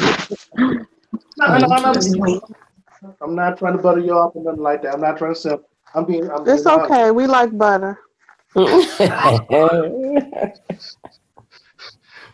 y'all some good sisters. I've talked with y'all in the chat and all that type of stuff. But y'all some generally good sisters. This is why I'm on the show, because I like your honesty. So I would like to meet one of y'all sisters. I would like to get a Charlie. I'd like to get a classic Ruby. I would like to get a Kendra. I would like to get, a Rihanna. I get it that some of y'all not gonna. Some of y'all actually virgins, which is in this day and age is like I have to give you a standing ovation. You know what I'm saying? Because that's the accomplishment for real for those chat room that are. So I applaud y'all. So to get someone like you, I'll be willing to adapt. You know what I'm saying, a little bit and win you in. You know what I'm saying, when it comes to sexual stuff. But I digress. But the thing is, I just want to meet y'all. Where would I go to meet y'all, get to know y'all, and try to successfully coach you? You know what I'm saying? Like, what place do y'all usually go around? Types of environment that he's trying to ask. Okay. Y'all hang out at, or do your group of women hang out at? Can y'all hear me? We got you. Okay, so I like to hang out at the library, the bowling alley, and my favorite restaurant. Well, I'm a nerd. I like museums. I like to be anywhere I can learn. So yeah, you won't catch me in the library. Damn libraries. I got a Kindle. We're not going for physical books no more. No books. Anyway, you'll find somebody like me, like I said, in a museum somewhere, in a coffee shop somewhere chilling, reading on a laptop. Might be, I like walking. So like over here, I'm over by lakefront. So I'll walk along the lakefront, and stuff like that. I'll tell you where you won't find her. You won't find her in a club. You won't find her somewhere where she's making a spectacle of herself. The woman making a spectacle, not your unicorn. Mm-hmm. One that is busy doing something. She's got a purpose when she's out. She's not out and about just to be aimless. She's doing something, whether that's leisurely or business. She's doing something. Well, I will tell you where you can find me. You'll find me through other people. So that's how I date. Like I'm not. I've dated people that I've just met out, but I feel most comfortable dating through other people so they can be vetted. Like my husband and I, actually went to college together. Even though I don't really remember him and he remembers me, he said I used to walk around campus like my shit didn't stink. Probably so. I don't Real. remember him. So, That's what wait a he minute. said. And I told him, I said, baby, God intervened because the type of person he is, had I known him in college, we wouldn't be married today. That's real talk. But but he and I relinked through his frat brothers who I'm real close with. And you in Chicago, you know how at the Shed Aquarium they do jazzing at the Shed on Yeah, yeah. Thursdays? Yeah, we would go to jazzing at the Shed, and that's where he and I relinked up, and it was from there. So a lot of my dating and good relationships were always through other people. Okay. You're not gonna meet me out. I'm too scary for that a little bit. I don't blame you. But so let me get this straight though. Let me make sure I'm get this clear. So you connected with your husband through who again? Was it His frat through a brothers, his fraternity brothers. He's a Q. So oh through his fraternity brothers, whom I was very close with when we were in undergrad together, because we all went to college together. We linked up at Jazz. Me and my sorors and some of them linked up at Jazz and at the Shed, and then me and him clicked and was friends, and the rest was history. But that's kind of how I date. Even in my past, a lot of my relationships were through acquaintanceships. I was introduced to them through somebody else whom I trusted. okay. So connections. So it's Social real Yeah, it's exactly. social circle. important. Exactly. Uh, Your social circle. Mm-hmm. and it doesn't matter. And let's just put it like this, guys. I'm just putting it out for whatever. If you talk to a girl and she might reject you or whatever, but she still talks with you or whatever, she might try to hook you up with her friend. Now that's a crapshoot. I know she might try to hook you up with the four and above, below, but you never know how that goes. She actually might try to hook you up with somebody really really nice. Mm-hmm. So the thing is, even through that rejection, you might get a chance in the long run. Yeah, but You just don't do it. the thing is, why do you think most people that get married are actually introduced at work? Hmm. Because she has a chance to observe you and vet you over time. Mm-hmm. That's why she gets comfortable, and same thing with you with her, because you see each other every day. You observe them through the ups and downs over many, many days, and over time you get to know each other, and that's how come it works. It used to work that way in small towns because you're all were raised in a small town. Most people actually knew each other from damn near birth, so they knew their family, their social circle, and everything. So they knew each other. Mm-hmm. So that's why social circle is always the best way to meet a mate. Mm-hmm. Absolutely, your sphere of influence. One, you know that at least you're meeting up with like-minded individuals. Two, you can vet them. You get a little bit of their history, and you got some people that can vouch to a certain degree. You know what I mean? Even though they've never been in a relationship, so you can only vouch to a certain degree.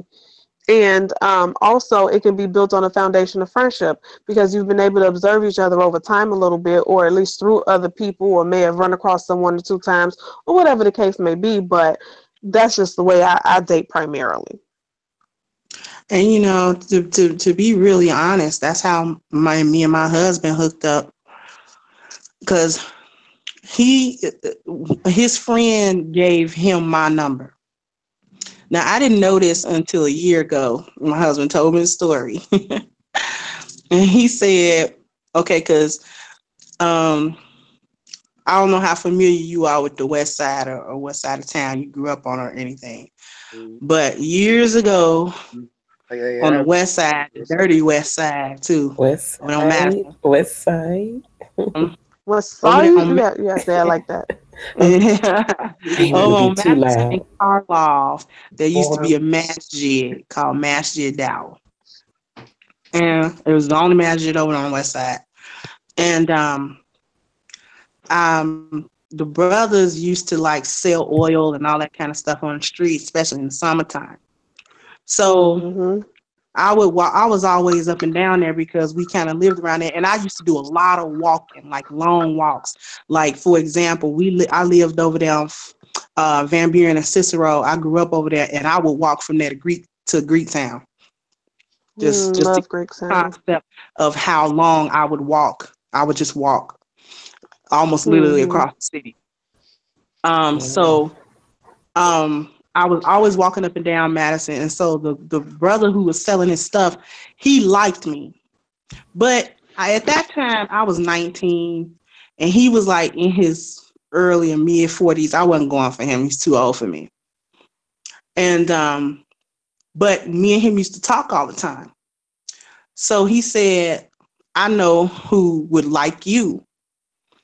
I said, okay. He said, is it okay if I give him your number? He out of town right now, but is it okay if I give him your number and he calls you? I said, well, okay. I don't mind. So my husband tells me that during that time, I was the quote unquote it girl. Now, mind you, I've never been the it girl ever in no circle that I ever known of. But he tells me that I was the girl that most of the single brothers up there wanted to talk to. And so he said it surprised him that his friend gave him the number, because he was like, oh man, I'm never going to get her because all the other guys want her, and there's other guys in here that have more money or whatever, and whatever, because my husband was a little timid when it came to women, although he was attractive to women. So he was like, it surprised him that he got my number, and the rest is history. So I said all of that to say the Ming is right. As much as out and about as I was, he met me through his friend who gave him my number, and he called me, and like I said, the rest is history.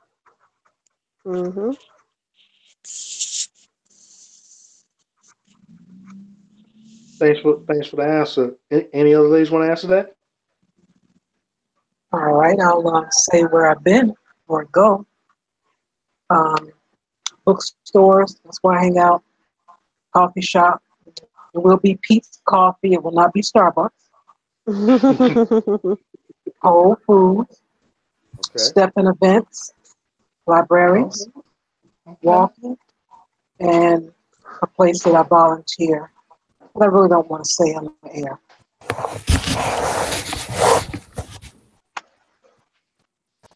So that's my out and about.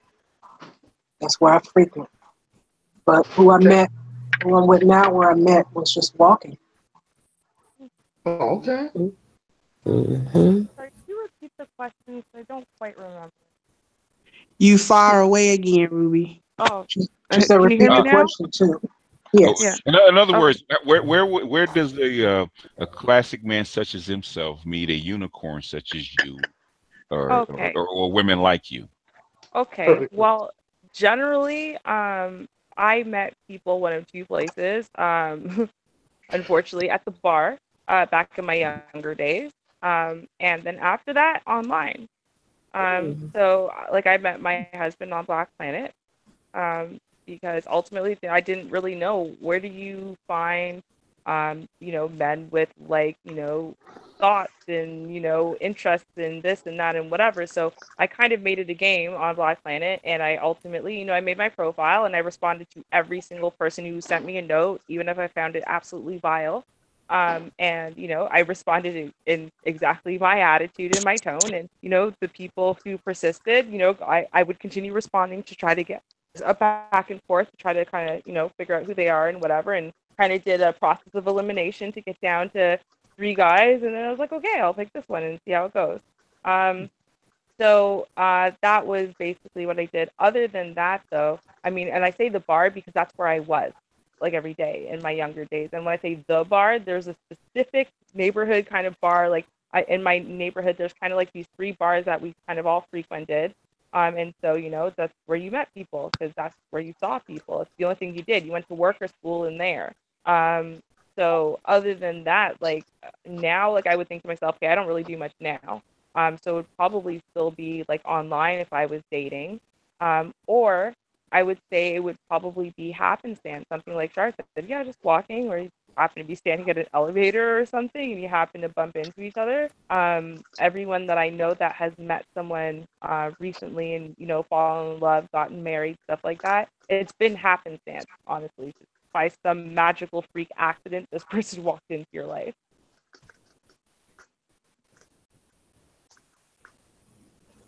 It's interesting that you suggested online dating. So you would say some of these guys should consider just all options online and actual groundwork.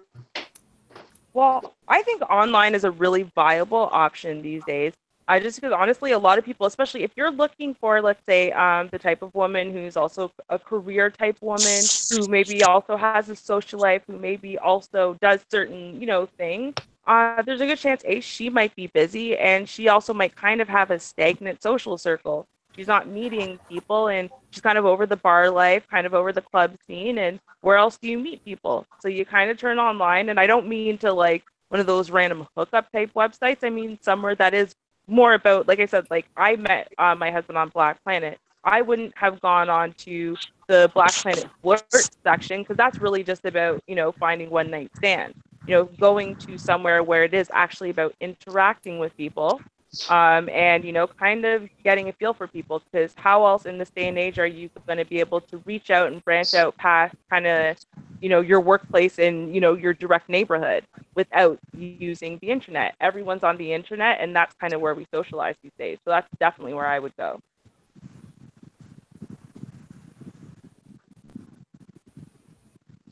That sounds So pretty good. Maxwell, out of the things we've said, what's the most realistic that you'll actually do? What you mean? So we've said try to socialize with your friends or whatever and meet people, go to bookstores, restaurants. Mhm. You know, what would you actually do? When I was okay, let me tell you. What kind of woman are you looking for? That's the best place to start.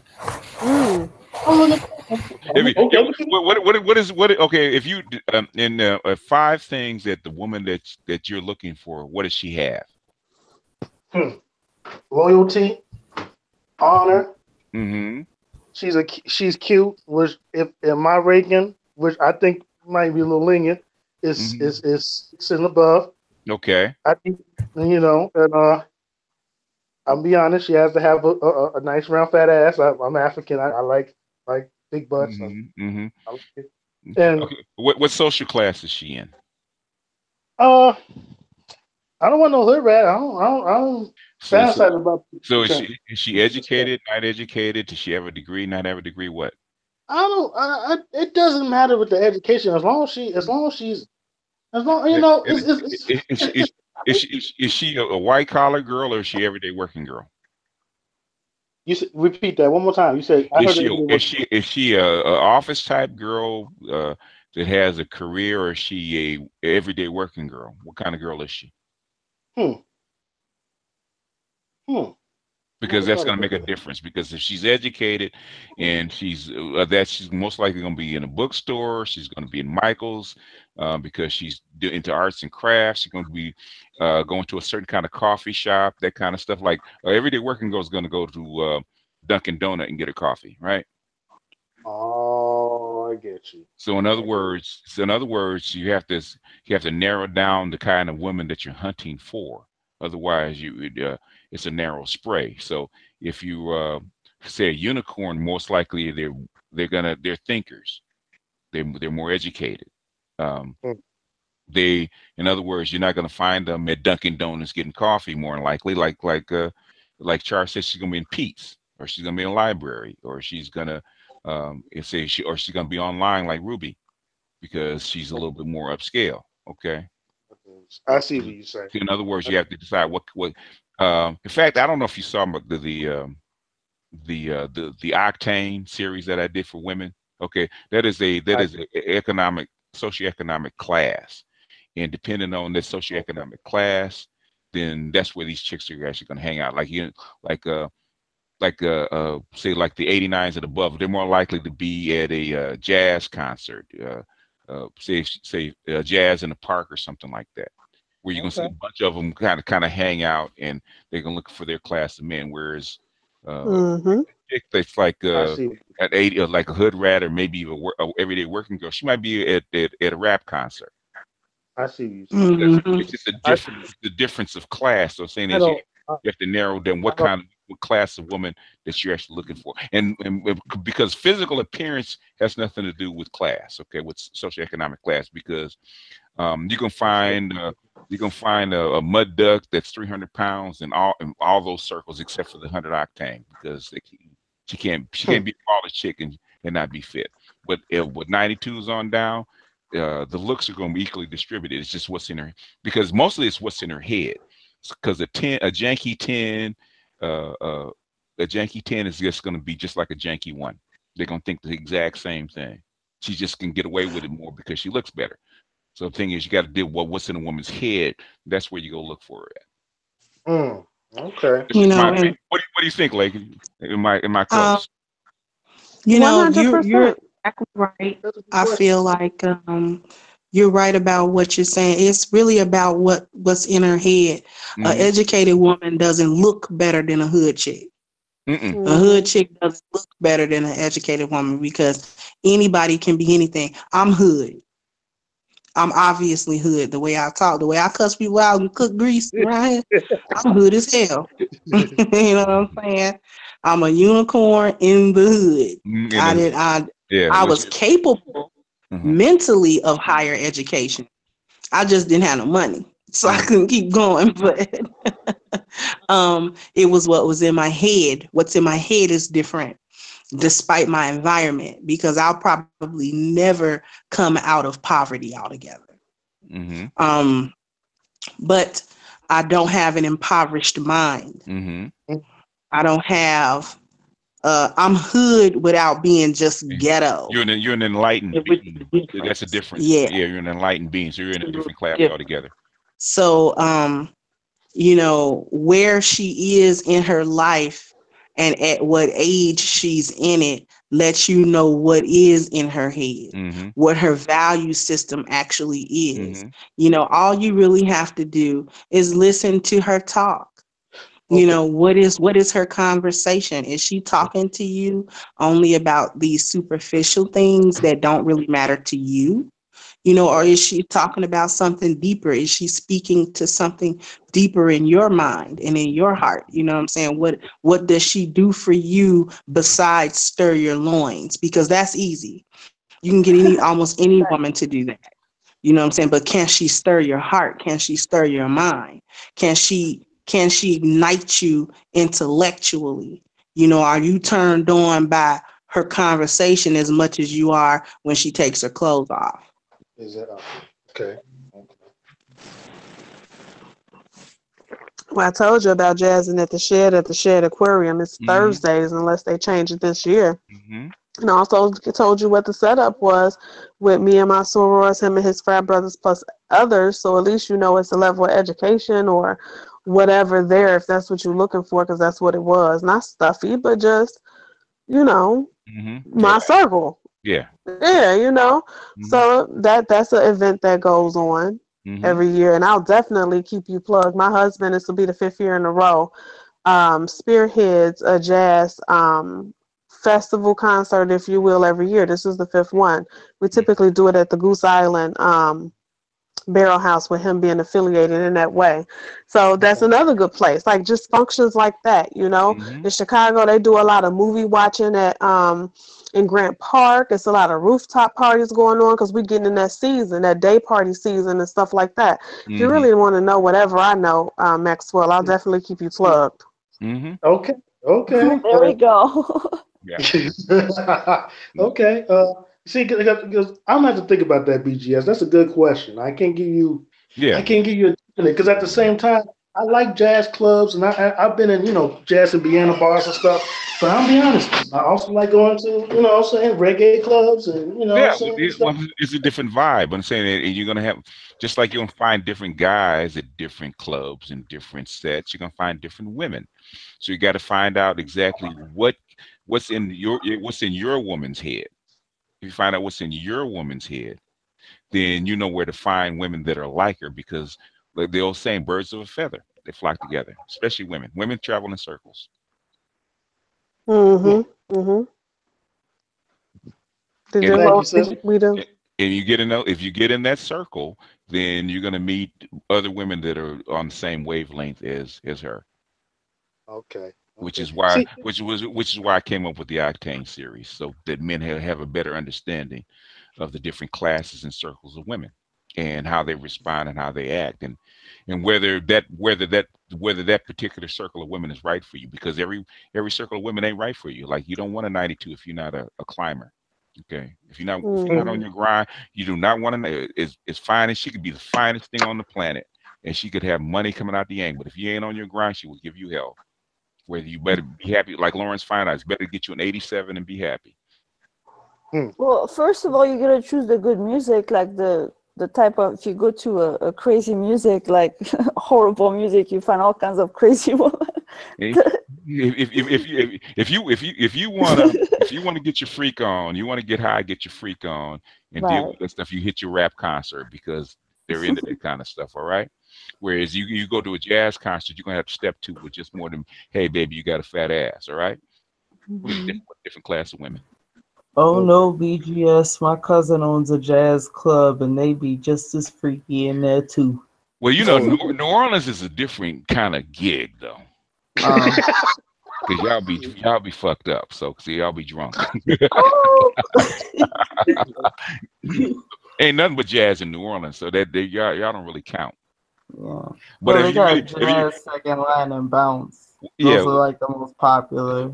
what is it that where they twerk a lot? What kind of concert? I They know call this that bounce music. bounce music. You go to bounce music if you really want to get your freak on. You go to where bounce music is because that's what they're being stimulated.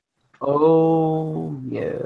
Oh yeah, so there's a different vibe. So basically, you go where your vibe is, but first you have to decide. 'Cause I know a lot of guys they go by looks. Okay, they go by looks. They think about, oh, I want her to be nice and have a fat ass. Okay, I said that could apply to any one of those categories. So say, what is in your woman's head? You got to figure out what is it. If you're talking to a woman, what is in her head? And then once you find out what is in her head, then you start. If you talk to enough of a women that are like her, you find out what kind of circle that she's gonna roam in and where they go because they all flock. Like me just tell you they all flock.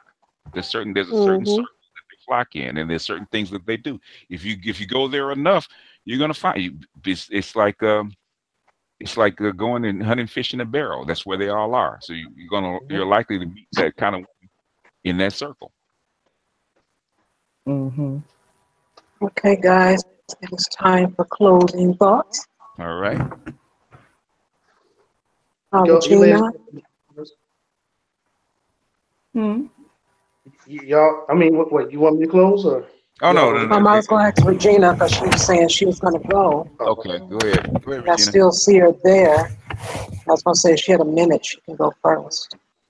I appreciate that. I apologize. I still had had it on mute. But first of all, again, thank you guys for the invite and the opportunity to participate.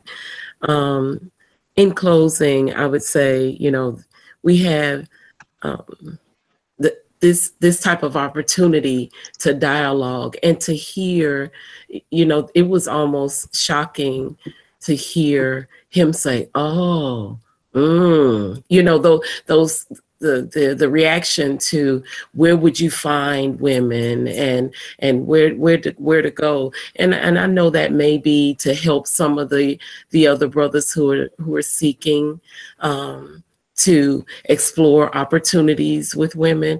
It's just amazing to hear that, and then also to know that it's there are way more opportunities than just the club to engage, to find someone that's attractive, to find someone that's on your level. You know, to have those types of conversations I think is necessary, and especially in these days and time, not only for the classic man, I'm not too familiar with the language, but the classic man or the nerdy guys or whatever. Just explore. I think it was said very early on. You got to get out there, and it's time to start socializing. It's time to communicate. Move the book from behind, from your face, and explore. Have the conversations. You never know what you're gonna meet, who you're gonna meet. I don't want to say what, Lord, but who you're gonna meet. And that's my final say. I'll just say, I really enjoy those just random meet up, as I mentioned in the very early on, the Walmart interactions, the jazz at the lake. For here in Texas, we have jazz opportunities on the lake. So I love those type of once in a lifetime meetings, and enjoy the engaging in conversation in that. And so I wish all my young brothers and gentlemen well in their search and their opportunities to find out more about us women. Don't just get the thoughts of what someone has said to you, or what Uncle so-and-so said about that woman that he dated all those years and she turned out to be. Don't take that and run with it. Find your own niche, find your own way. And that's it. Thank you.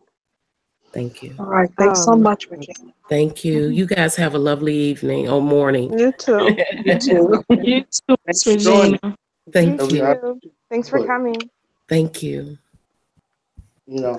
Clarifying. I just asked a general question. Okay, it's not like I'm a hermit. You know what I'm saying? It's not like I don't have any social skills. I'm just asking the general question. You gotta get.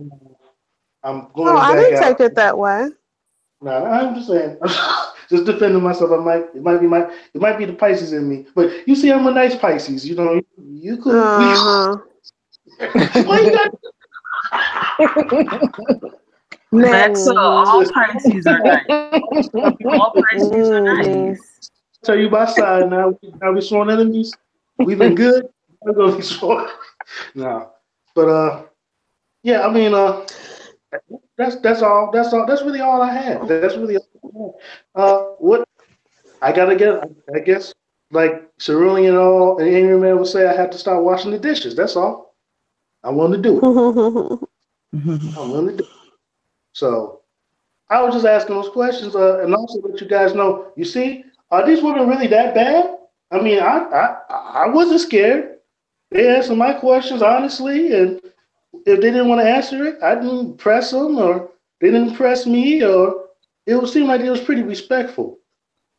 So all I asked. Well, the thing is, you get the energy back that you put out. There you go. That's all it is. You're the man, Maxwell. You're the man. In other words, you come in with your fist balled up and expecting these women to shrink back. You're not going to get that, okay? They're going to get the grease for you. All right, who's next? If I had to give a final thought, it would be that water seeks its own level. And when I say that, I mean it in the context of you're only going to get what you put out. So if you're half-assing your life, half-assing your health, half-assing everything about you, you're going to meet a half-assed woman, and that's just the bottom line. I think that people need to spend a lot more time in self-reflection and development than they do. We spend way too much time looking and pointing and dissecting and judging and breaking down other people, and not no time building our own self up.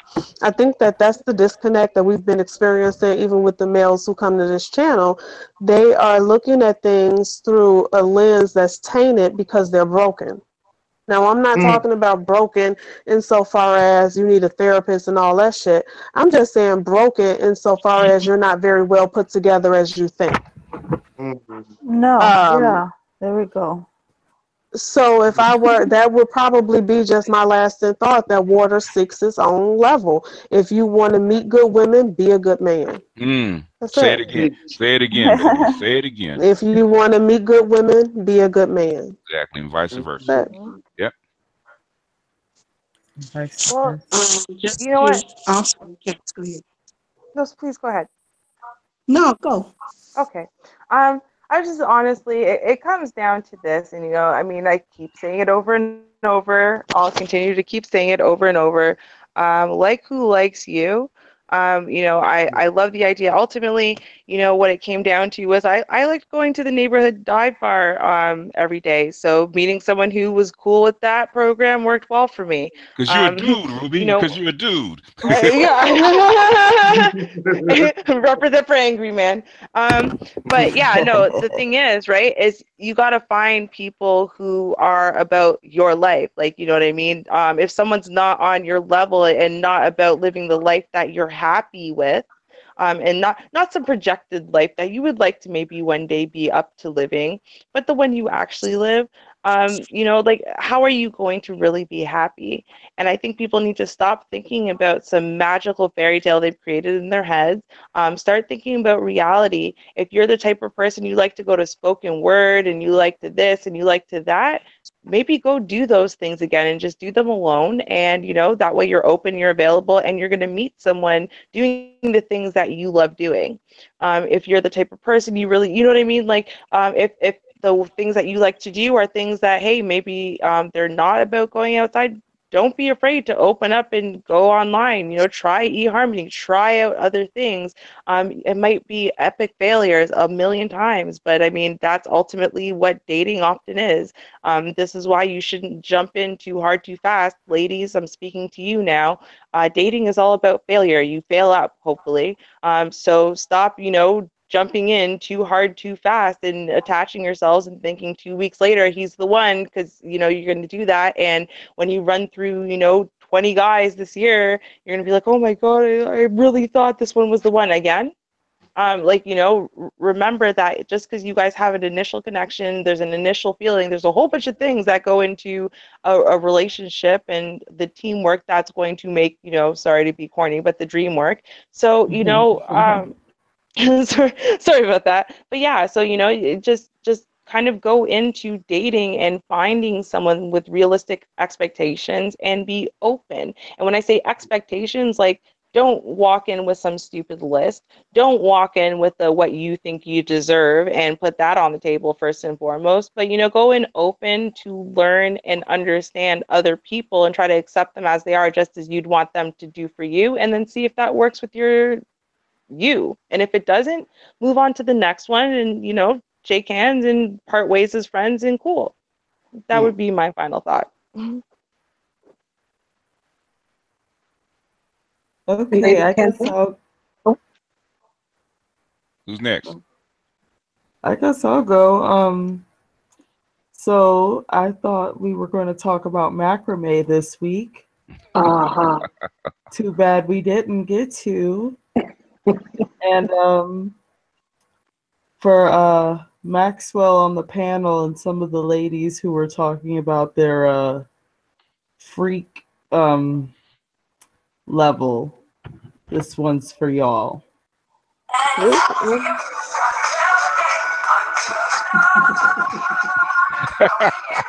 thank you. You ain't shit. To the early mom. Hey, that used to be my cut, though. I know it was. Jam. I know it was. I wonder why.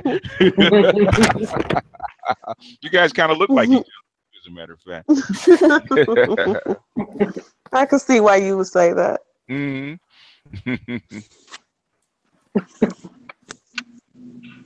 Anyone else? Lady Kendra.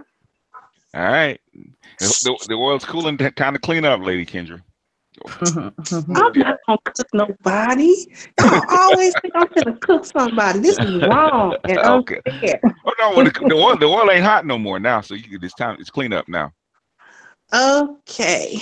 Okay. So if I have to have a final thought, it's just that anybody who's looking for quality in a partner, first you have to be quality. You know, I for women, if you want a good husband, first you have to learn how to be a wife before you are married. Okay? You have to have that mindset when you are out with guys, you know, you have to make that a standard, whatever that standard is, but you also have to make the standard apply to you as well, not just to him. Never hold anybody to a level of accountability that you're not willing to hold yourself to. So you have to be a wife. And when you get married, you learn how to be his wife. And pretty much it's similar for the men. If you're the kind of man who is looking for a wife, who is looking for a woman who's gonna have those wife qualities, don't settle for a woman that doesn't have those qualities. The biggest mistake that people make is thinking they can get with somebody and change them. You cannot change people. Take people at face value. Whatever they say they're doing, believe it. Whatever you see that they're doing with other people, if they behave with other people a certain way and it's unpalatable, but when they're around you, they don't do you like that, it's just a matter of time. They'll do you like that. That's who they are. Believe people when they say they're who they are. When they say who they are, believe them. Don't cloud it because the first impression was good, or the sex was good, or the conversation was good, or there's some aspect to it that's good. There's going to be an aspect to somebody that you like across the board, but don't try to build a relationship with people who are simply not compatible with you. They don't have your interests. They don't share nothing, but the dick is real good. She ain't shit, but the pussy real good. See, too many people get caught up with that.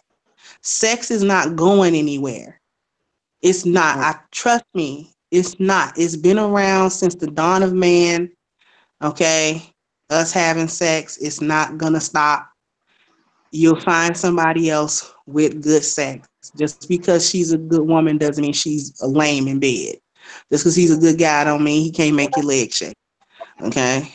So please stop getting caught up with trying to change people, and because their sex is good, you can't move past that. Like, it's got to be more than that. And if you can't, if that's too hard for you to do, to move past that, don't complain. You won't find a wife and you won't find a husband, but be okay with it. Preach. Well, I'm gonna say my part, and I back up Kendra. And I learned this the hard way, and I'm older than Kendra, so it's true. You can't change people.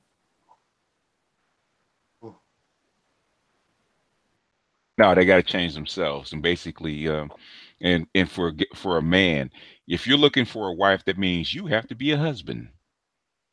Don't go looking for a Correct. wife and not be ready for her, because a lot of guys will meet a That, woman that could be a wife and will fuck her up because he ain't ready, and he'll look yeah, 10 years later, say, I had a wife but I wasn't ready for her. Okay, that's true. if you're looking for a wife, or you meet a woman that is a wife and you know you ain't ready, let her go. Go introduce her to somebody else, because you just gonna mess things up.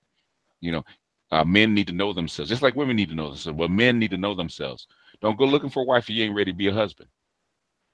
Yeah, Don't get, don't make a baby mama if you're not ready to be a daddy. Okay, right. It's a sacred thing. it's a sacred thing. And you got to know yourself and know your situation. That way you don't have to go through life being mad at women and be mad at yourself. because ultimately, all that anger that you spill out on the opposite sex is that you're mad at yourself and the way your life is going. Because if you were happy, you wouldn't give a shit. Facts. That's real. But anyway, I don't know if that was my closing thought. You got a closing thought? Sure. I want to thank my guest for coming on. And if I disrespect you or any of the ladies disrespect you, you do have my email, and you can email me and let me know. Let us just apologize in advance. Lord Jesus, I am so sorry in advance for any disrespect I showed you or anyone who categorizes themselves with you. I apologize. Please, no videos tomorrow. Well, I'm not apologizing for shit because ain't nobody did nothing wrong. So you already know what it is. You know what I'm saying? Hey, come up in here, you get 3rd-degree burns. That's just what happened. All right. It is what it is. Shit. Because when the ladies come up into the Itmore channel and they on some bullshit, guess what's gonna happen? They're gonna come away with 3rd-degree burns. Okay, it is what it is. They're gonna get roasted. But guess what's also going to happen? But guess what's also going to happen? We're gonna bandage it back up. Yeah. Yeah. Because sometimes you have to be broken down to be built back up. Mm-hmm. And that's okay. I'm not gonna lie, I was afraid to come on this platform. Classy Ruby will tell you, oh my God, yes. Oh yeah. Yes, she was. Oh my God, because I know how I am, and I know how you are. Like, again, iron is going to sharpen iron, and steel going to sharpen steel. And I know that if I come on here, you're going to challenge me and put me in that seat, and I best be ready to defend myself or my position. And I know that with my temperament, it might not be a good look. Oh, you know, all right, it can't be any worse than Ruby and us going at it. And that's what I was going next. I told her that her ability to argue and get her point across and get upset and bring it back down and still participate was inspiring. And that's why and that's why I came. Inspiring, DGS. So right. It's real talk. Because I'm like, if she can do it, I could do it. Like, she going through hell over there. Like, they sending her through the ringer, and she's standing tall. If she could do it, I can do it. You know, so if I could do it, you men can do it. Right? Yeah. Like, come on. So I'm not apologizing for shit. It is what it is. I love these Chicago gals. I'm telling you, all of them. They're all dangerous in their own ways. She call us dangerous. Dangerous. No, it's Kat you have to worry about because she'll cut you. Yeah. Oh yeah, I've been saying that from day one. I'm like, this girl cut you in your sleep. One eye open. His sleep. I'd give him a fair chance to. Cats, what side of the bra do you keep the razor on, the left or the right? It's in her mouth. What you talking about? It's in her tongue. No, she keeps a straight razor. That's Chicago style razor blade. No, they keep a straight razor. Pearl I don't keep that in my tongue. No. I'm not that badass. No. Yeah, I've seen that, boy. I've seen that. Women who chick. I saw a woman pull one out of her vagina.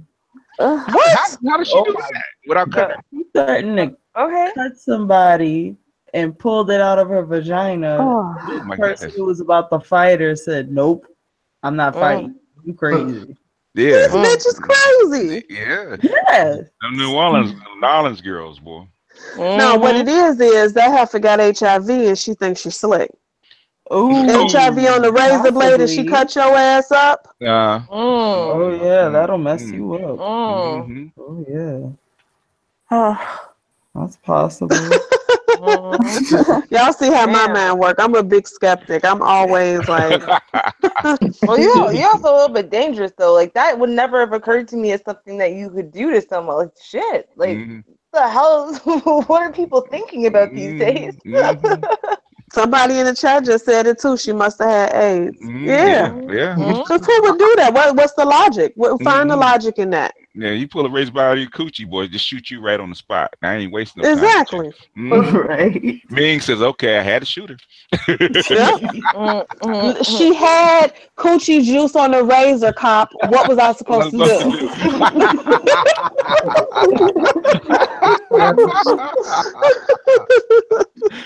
do? Closing thought, Miss Maxwell.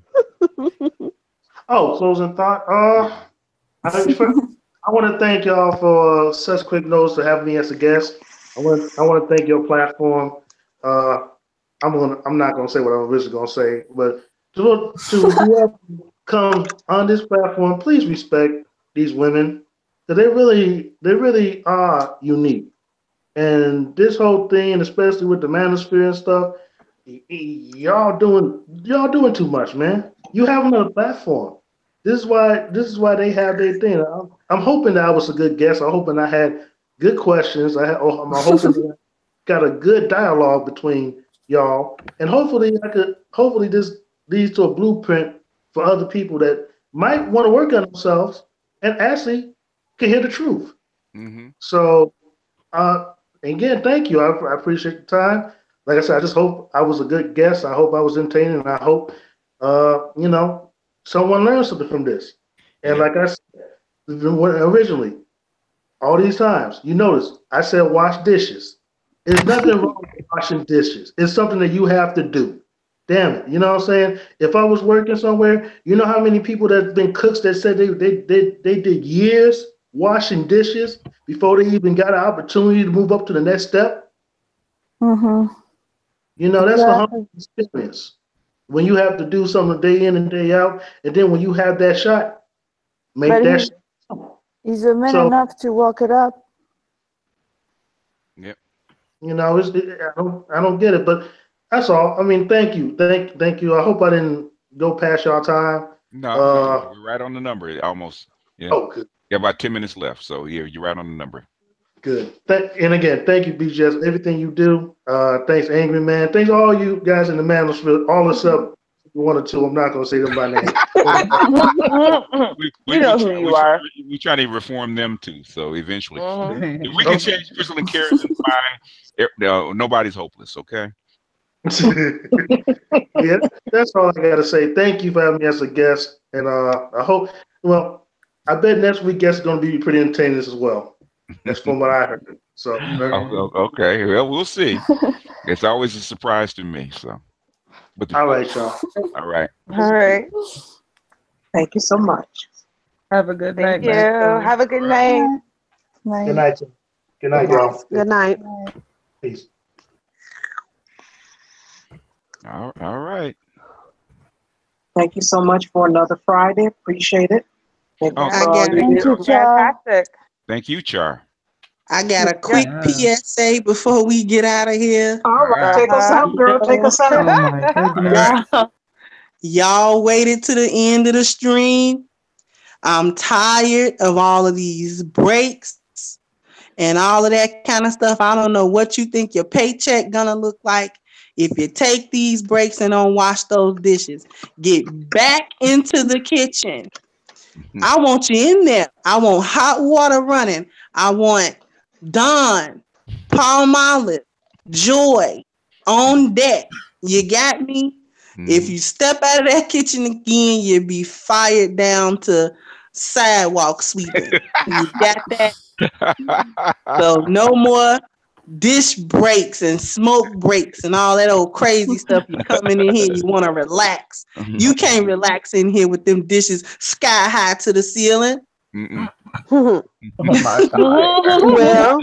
Big J Triple X just acquiesced and said he was about to go wash the dishes. So we're making progress. There you go. Okay. Well, one dish at a time. Got tired of taking out. Oh my god.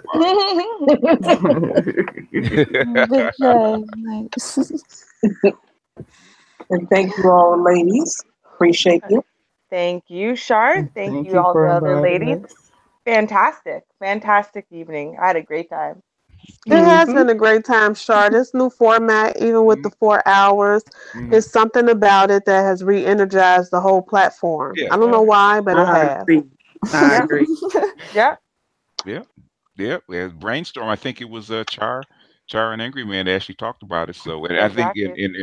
in Ruby, so they come up with a something that works for you guys, and I'm all for it. Good Oh, deal. Shar is the brainchild of this all. We all know. At the end of the Mhm. day, At the end of the day, Shar, yeah, Shar, Yeah. yeah, it was Char. Shar. I mean, yeah, sure, she ran some stuff by people. Just Shar. We all know Shar. We have to give Yep. Shar kudos. Snaps. I don't know if you hear them. We Yeah. do. Snaps. She's the Snaps, girl. backbone. Snaps. Yep. Yep. She's the backbone of the unicorn. Yep. She's queen. Mhm. She's the queen of the manosphere, queen of the unicorns. Yep. She's our Yeah, queen, she's and a we love you, talent Shar. agent. Yep. She's Yeah. talent management. She's Yeah. everything, Yeah. Yeah. basically, right? She's cleaning up Black YouTube one channel at a time. Damn right. She's Mhm. got Very you. good vibe. Very good vibes. Yep. Thank you so much, guys. I appreciate that. All right. You're welcome. True. All right. We'll see you next Friday. All right. All right. Next Same time, Friday. same place. All right. All Mine, right. All mine. right. Thank you, ladies. All right. All Thank you, right. Thank BS. you. Have a We good love night, you too guys. and everything, BGS. Say All right. what? Say that again. I said we love you too and everything. You know. Yeah. You're great. All that Hey. good shit. Hey, Of course. even the bite marks are love taps, huh? Exactly. Right. Dude, love bites. Love bites. oh, oh boy. All right, I see you guys next week or tomorrow night if you guys decide. Tomorrow night. Yeah. That too. Yeah. Mhm. Until All tomorrow, right. y'all. All right. All right. Peace. Peace. All right. Good night. Bye. Peace.